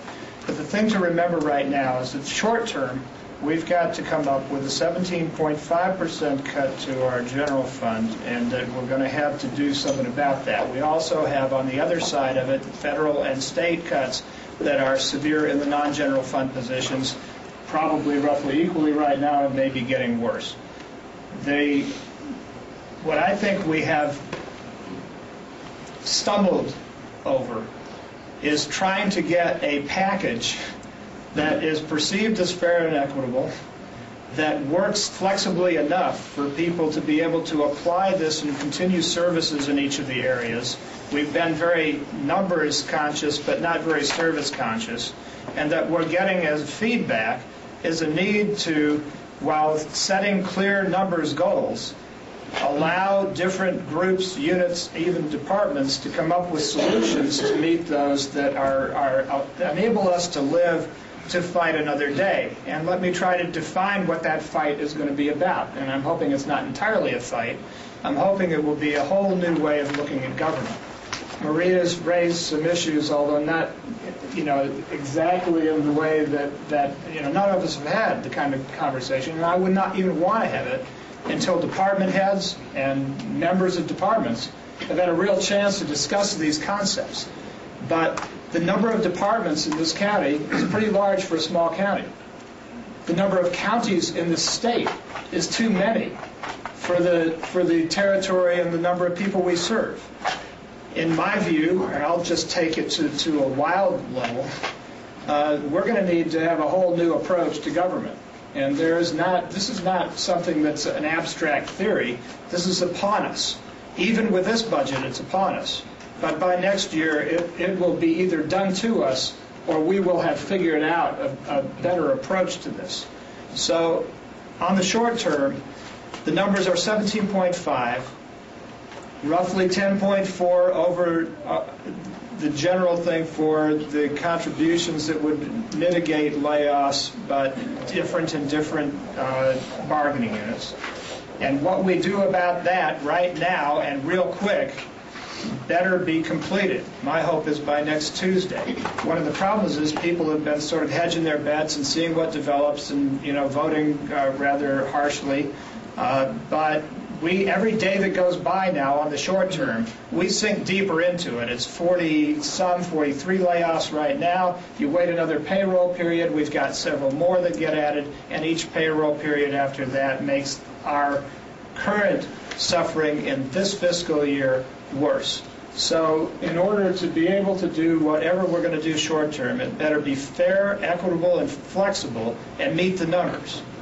And people should do that quicker rather than later, because it'll be much worse every 2 weeks that goes by. Now, looking at the future, in my view, we have a county right next door, Amador, that we share a lot of things with. We have ag departments in a common ag community. We have air pollution control in common air, I'm just in one department right now. But if you look at the cross river work on probation or any of the other kinds of Joint Powers Act things or agreements we could develop, we could actually cut some of our expenses in half by sharing, at least some of the overhead. And again, commit ourselves to the deployment of services where they're needed, at the point of service, rather than administrative overhead, which I think is the thrust of many of the departmental proposals that are before us. But we can do this by enlarging our world, by coming up with common efforts, both within the county and sometimes externally. We don't even have to re-annex Amador. We can just work out some agreeable joint efforts. And my hope is that that's how we're going to spend this next year, not by us dictating, a particular structure over people, but beginning a ground-up effort to come up with a better way to deliver services in a tough time. But I think we can't mix and match our long and short term. We've got an immediate task here to close at 17.5, and if part of that's going to be some form of concession by bargaining units, then that needs to manifest itself sooner rather than later. Otherwise, the only thing we have is the worst thing. The only thing we can do unilaterally, the only thing that we have the legal authority to accomplish, is to slash budgets and jobs. That is not any of our preferred option, but it requires a level of collaboration and group effort that is not entirely manifesting itself before us in the timely way. Let's hope we can do in the next few days better than we have in the last month or so, or God help us. Okay, getting back to what was on the table, I'm open to all options also. If there's anybody else out there that can come forward with other options that could be passed by the bargaining units, please talk to your department head and have your department head talk to the CIO, and we'll look and consider all options to get to where we need to save all the jobs that are on the table. Okay, now there was a suggestion earlier that layoff notices weren't properly noticed. I have no option but to tell people right now, loudly, and hope you can hear it in the back, that speak up. We will be issuing in anticipation. We have to consider all options, trees that are available to us. If we can't get some agreement on concessions, I mean, we've told what we're willing to do and pledged that we can do more. But layoff notices, 15-day notices, will go out Monday. There's nobody here, most of all me, that wants to lay off anybody. But the rules being what the rules are, certain people will be getting layoff notices on Monday in anticipation of what we may have to do if we can't all work together to solve this. I hope everybody understands that the longer that we delay making the very, very difficult choices that we may be forced into, the worse the condition gets. It is not the intention of this board to have the notices go out that is any kind of an ultimatum that we're insisting that people go back and reconsider their prior actions. We just have to do it. And I think the problem is that needs to be stressed here is right now it's 43 employees. The further we go down the line, that increases to get to the number to where we're at, because we're spending the money in this budget period for those salaries. So further on down the line, it could grow to 55 and then 60 and then 70 and so forth. So that money is being expended as of July 1st. George, I'm very reluctant to open this up again. Is it the lady in the back? Are you staff or? I'm staff. All right. I just had a question, rather clarification. Yes. We were told as part of our union meeting that there were no negotiations as far as options goes, that those two options were the only options we had.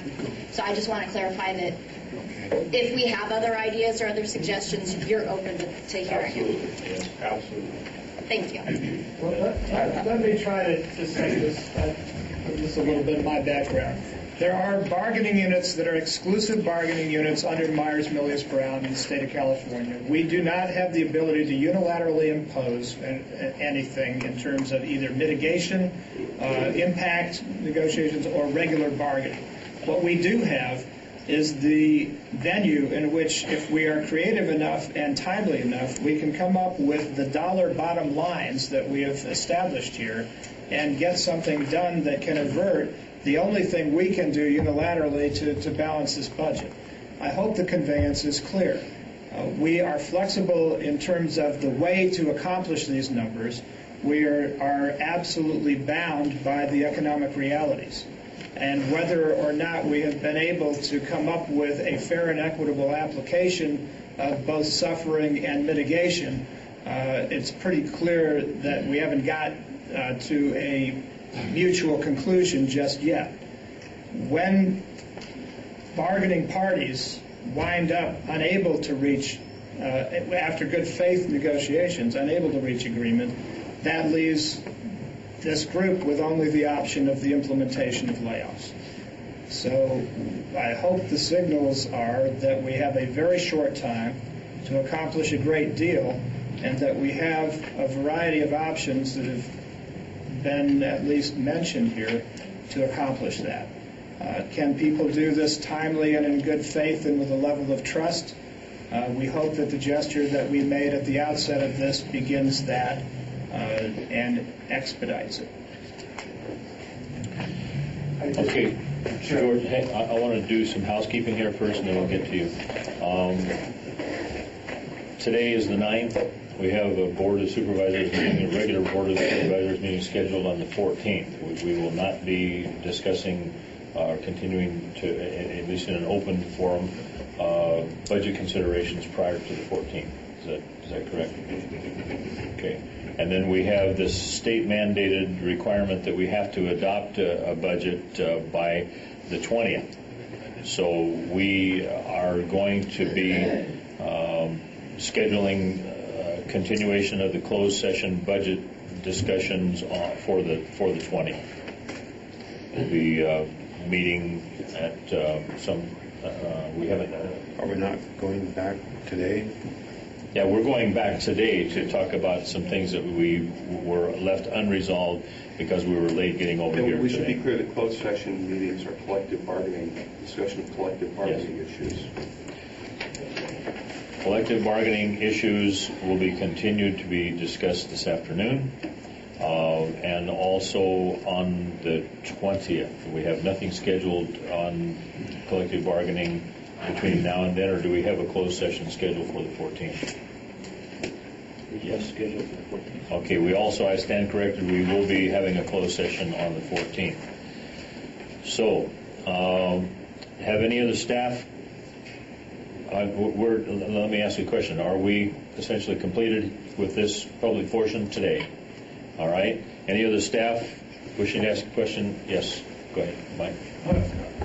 Michael Pills, Chief Probation Officer. It's not so much a question, it's there's some questions and some comments.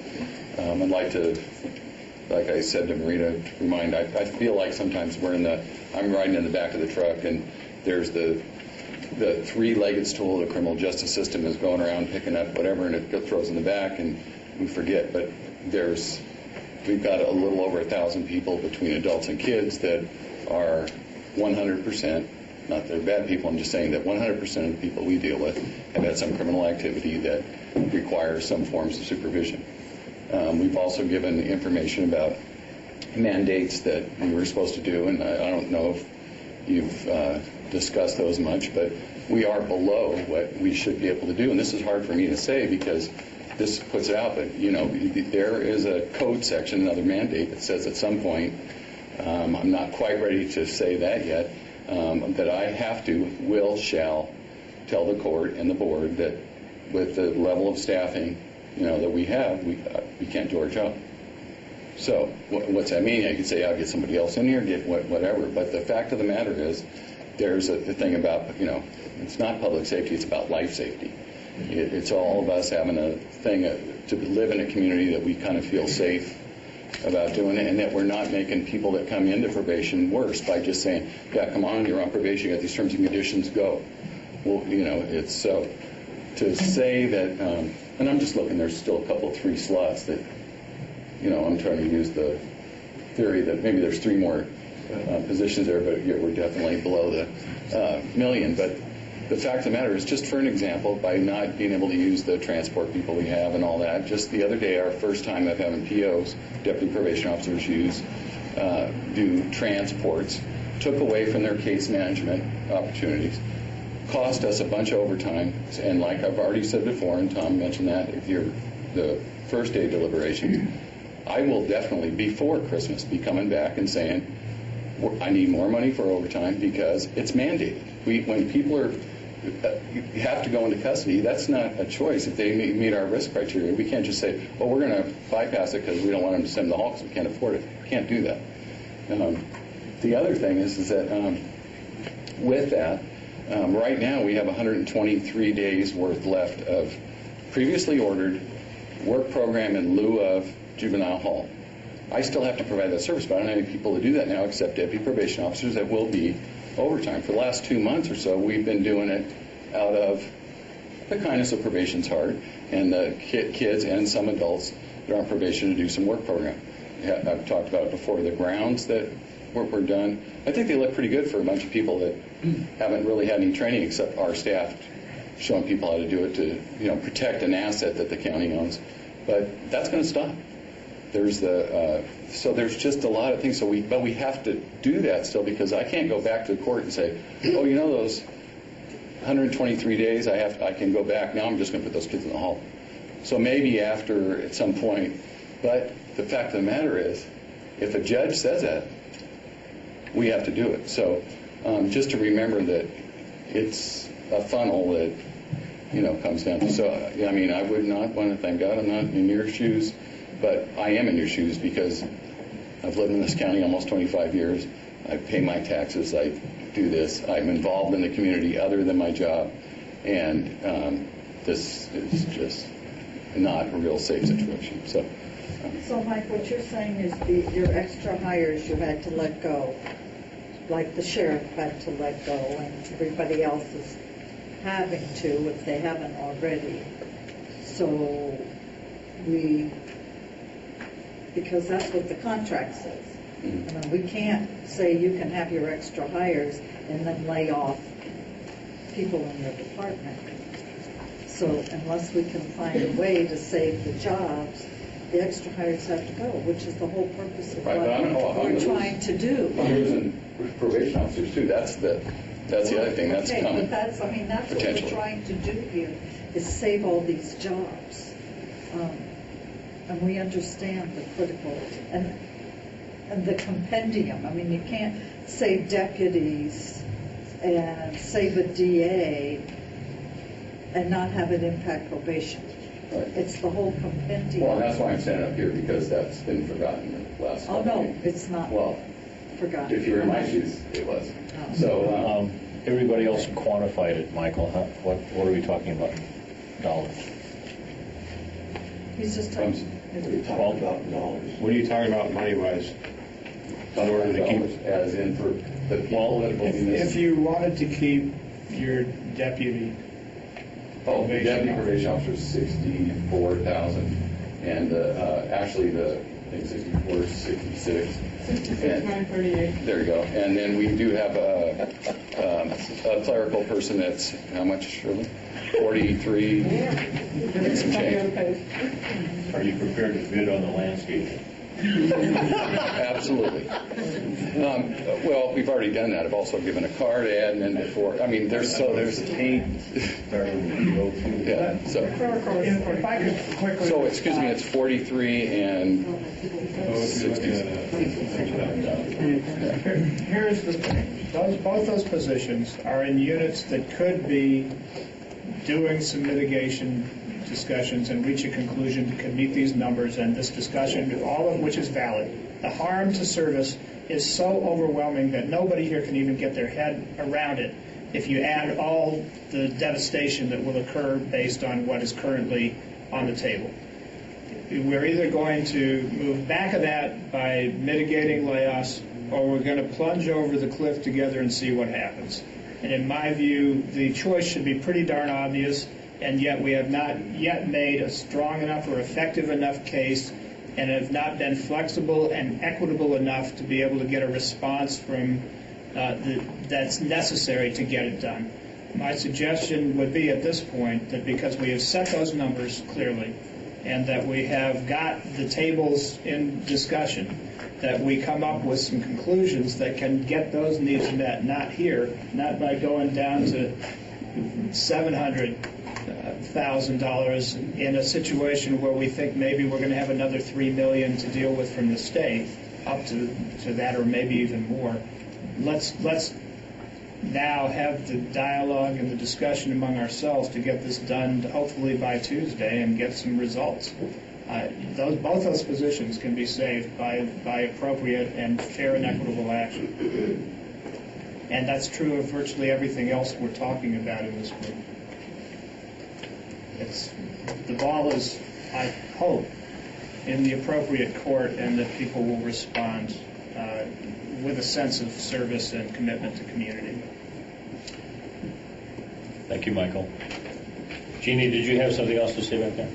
Just for those purposes, I'd like to request Shirley and Bob to recalculate with the reallocation of the money earlier with the sheriff and district attorney, so we know exactly where we are again. We'll do that. Because the probation officers are in our unit. Thank you. Brian? Just a quick comment. I realized that it was just some suggestions that were talked about. I want to make a quick comment about environmental management, environmental health. And Maria made a comment about looking at some options. I would hope that the board would sit down with me as the department head to discuss that. Brian, I just threw things against the wall. I wasn't saying to do it. I'm just saying we can't look at county government the same. And Steve's always saying, oh, we need to combine. We have too many departments, or we whatever. And so I just threw it out, the same as I did a criminal justice. It would never be done without departments, without it being a discussion. I have to say that just that I'd like to be. Right, and my organizational chart might be a little different than what was expressed earlier, but it's not mine or hers to do. It's all of ours together, and that's what this next year looks like, is at that discussion. Thank you. Okay, we're about to reach a conclusion here. George Fry, you had a comment? Yes. I'd like to end on a positive note as well. I'm the chair of the Calaveras County Mental Health Board, and I would just like to share a letter that I prepared for you today, your chairperson and members of the Board of Supervisors, at the Calaveras County Mental Health Board meeting less than 48 hours ago. A discussion regarding the 2009-2010 behavioral health budget ensued. It was out of this discussion in my many years of advocacy for mental health clients in Calaveras County that I am addressing you this morning. It was supposed to be this morning. Before I begin, I would like to read a quote. I don't believe in mental illness. My thoughts, moods, and emotions are not a disease, disorder, or an illness. They are me. They are the essence of my being and what makes me a unique human being. That could be said about anybody in this room or anybody in this county. This person would not have been able to make this statement if it were not for those who have advocated and continue to advocate for mental health client services. Let me be perfectly clear that I am only one of many voices in the county who advocates for those at this point in their journey of wellness and recovery and are not able to advocate for themselves, unlike those who came before you to advocate support for our county library system, which I support 100%, and I have shared that before. A loss of funds for behavioral health would mean a loss of mental health services for children through older adults in need. The reduction of services would force them into more costly hospital stays, homelessness, jails, and prisons. In Calaveras County, the voices in the wilderness for mental health have been increasingly heard since 1998, when I was first appointed to the Mental Health Board by this august body. Today, the services provided to our clients are second to none in the state of California. The staff at Behavioral Health are incredible. I happen to know this as I have observed this by being a member of the California Mental Health Planning Council for the past 9+ years. At our April council meeting, our county was selected to and made a presentation of the really outstanding programs developed by Krista Thompson and supported by Rita Downs and Jeannie Boyce. Most everyone in the room had tears in their eyes. I have tears in my eyes right now sharing this with you. No one could have been prouder than I was for my fellow council members, 40 in all, to see and hear the presentation by our rural county. Respectfully submitted, George Fry. Thank you for your time. I hope that you continue to work together as a board and that we are not a part of the problem, but we are a part of the solution, and that we don't personalize things, but we get what needs to be done, and that we all come together. Thank you for your time. Okay. Yes, sir. I'm Dan Rios, Vice President of SEIU, and I just wanted to ask a question for clarification and understanding on my part, because I'm sure there will be many questions once we all leave this room. It's my understanding that the board's going to convene to a closed session directly following this meeting, and be getting back with the respective bargaining units with some other options for them. Is that my understanding, or is that a misunderstanding on my part? We could not possibly predict the outcome of our closed session, but that could be one scenario.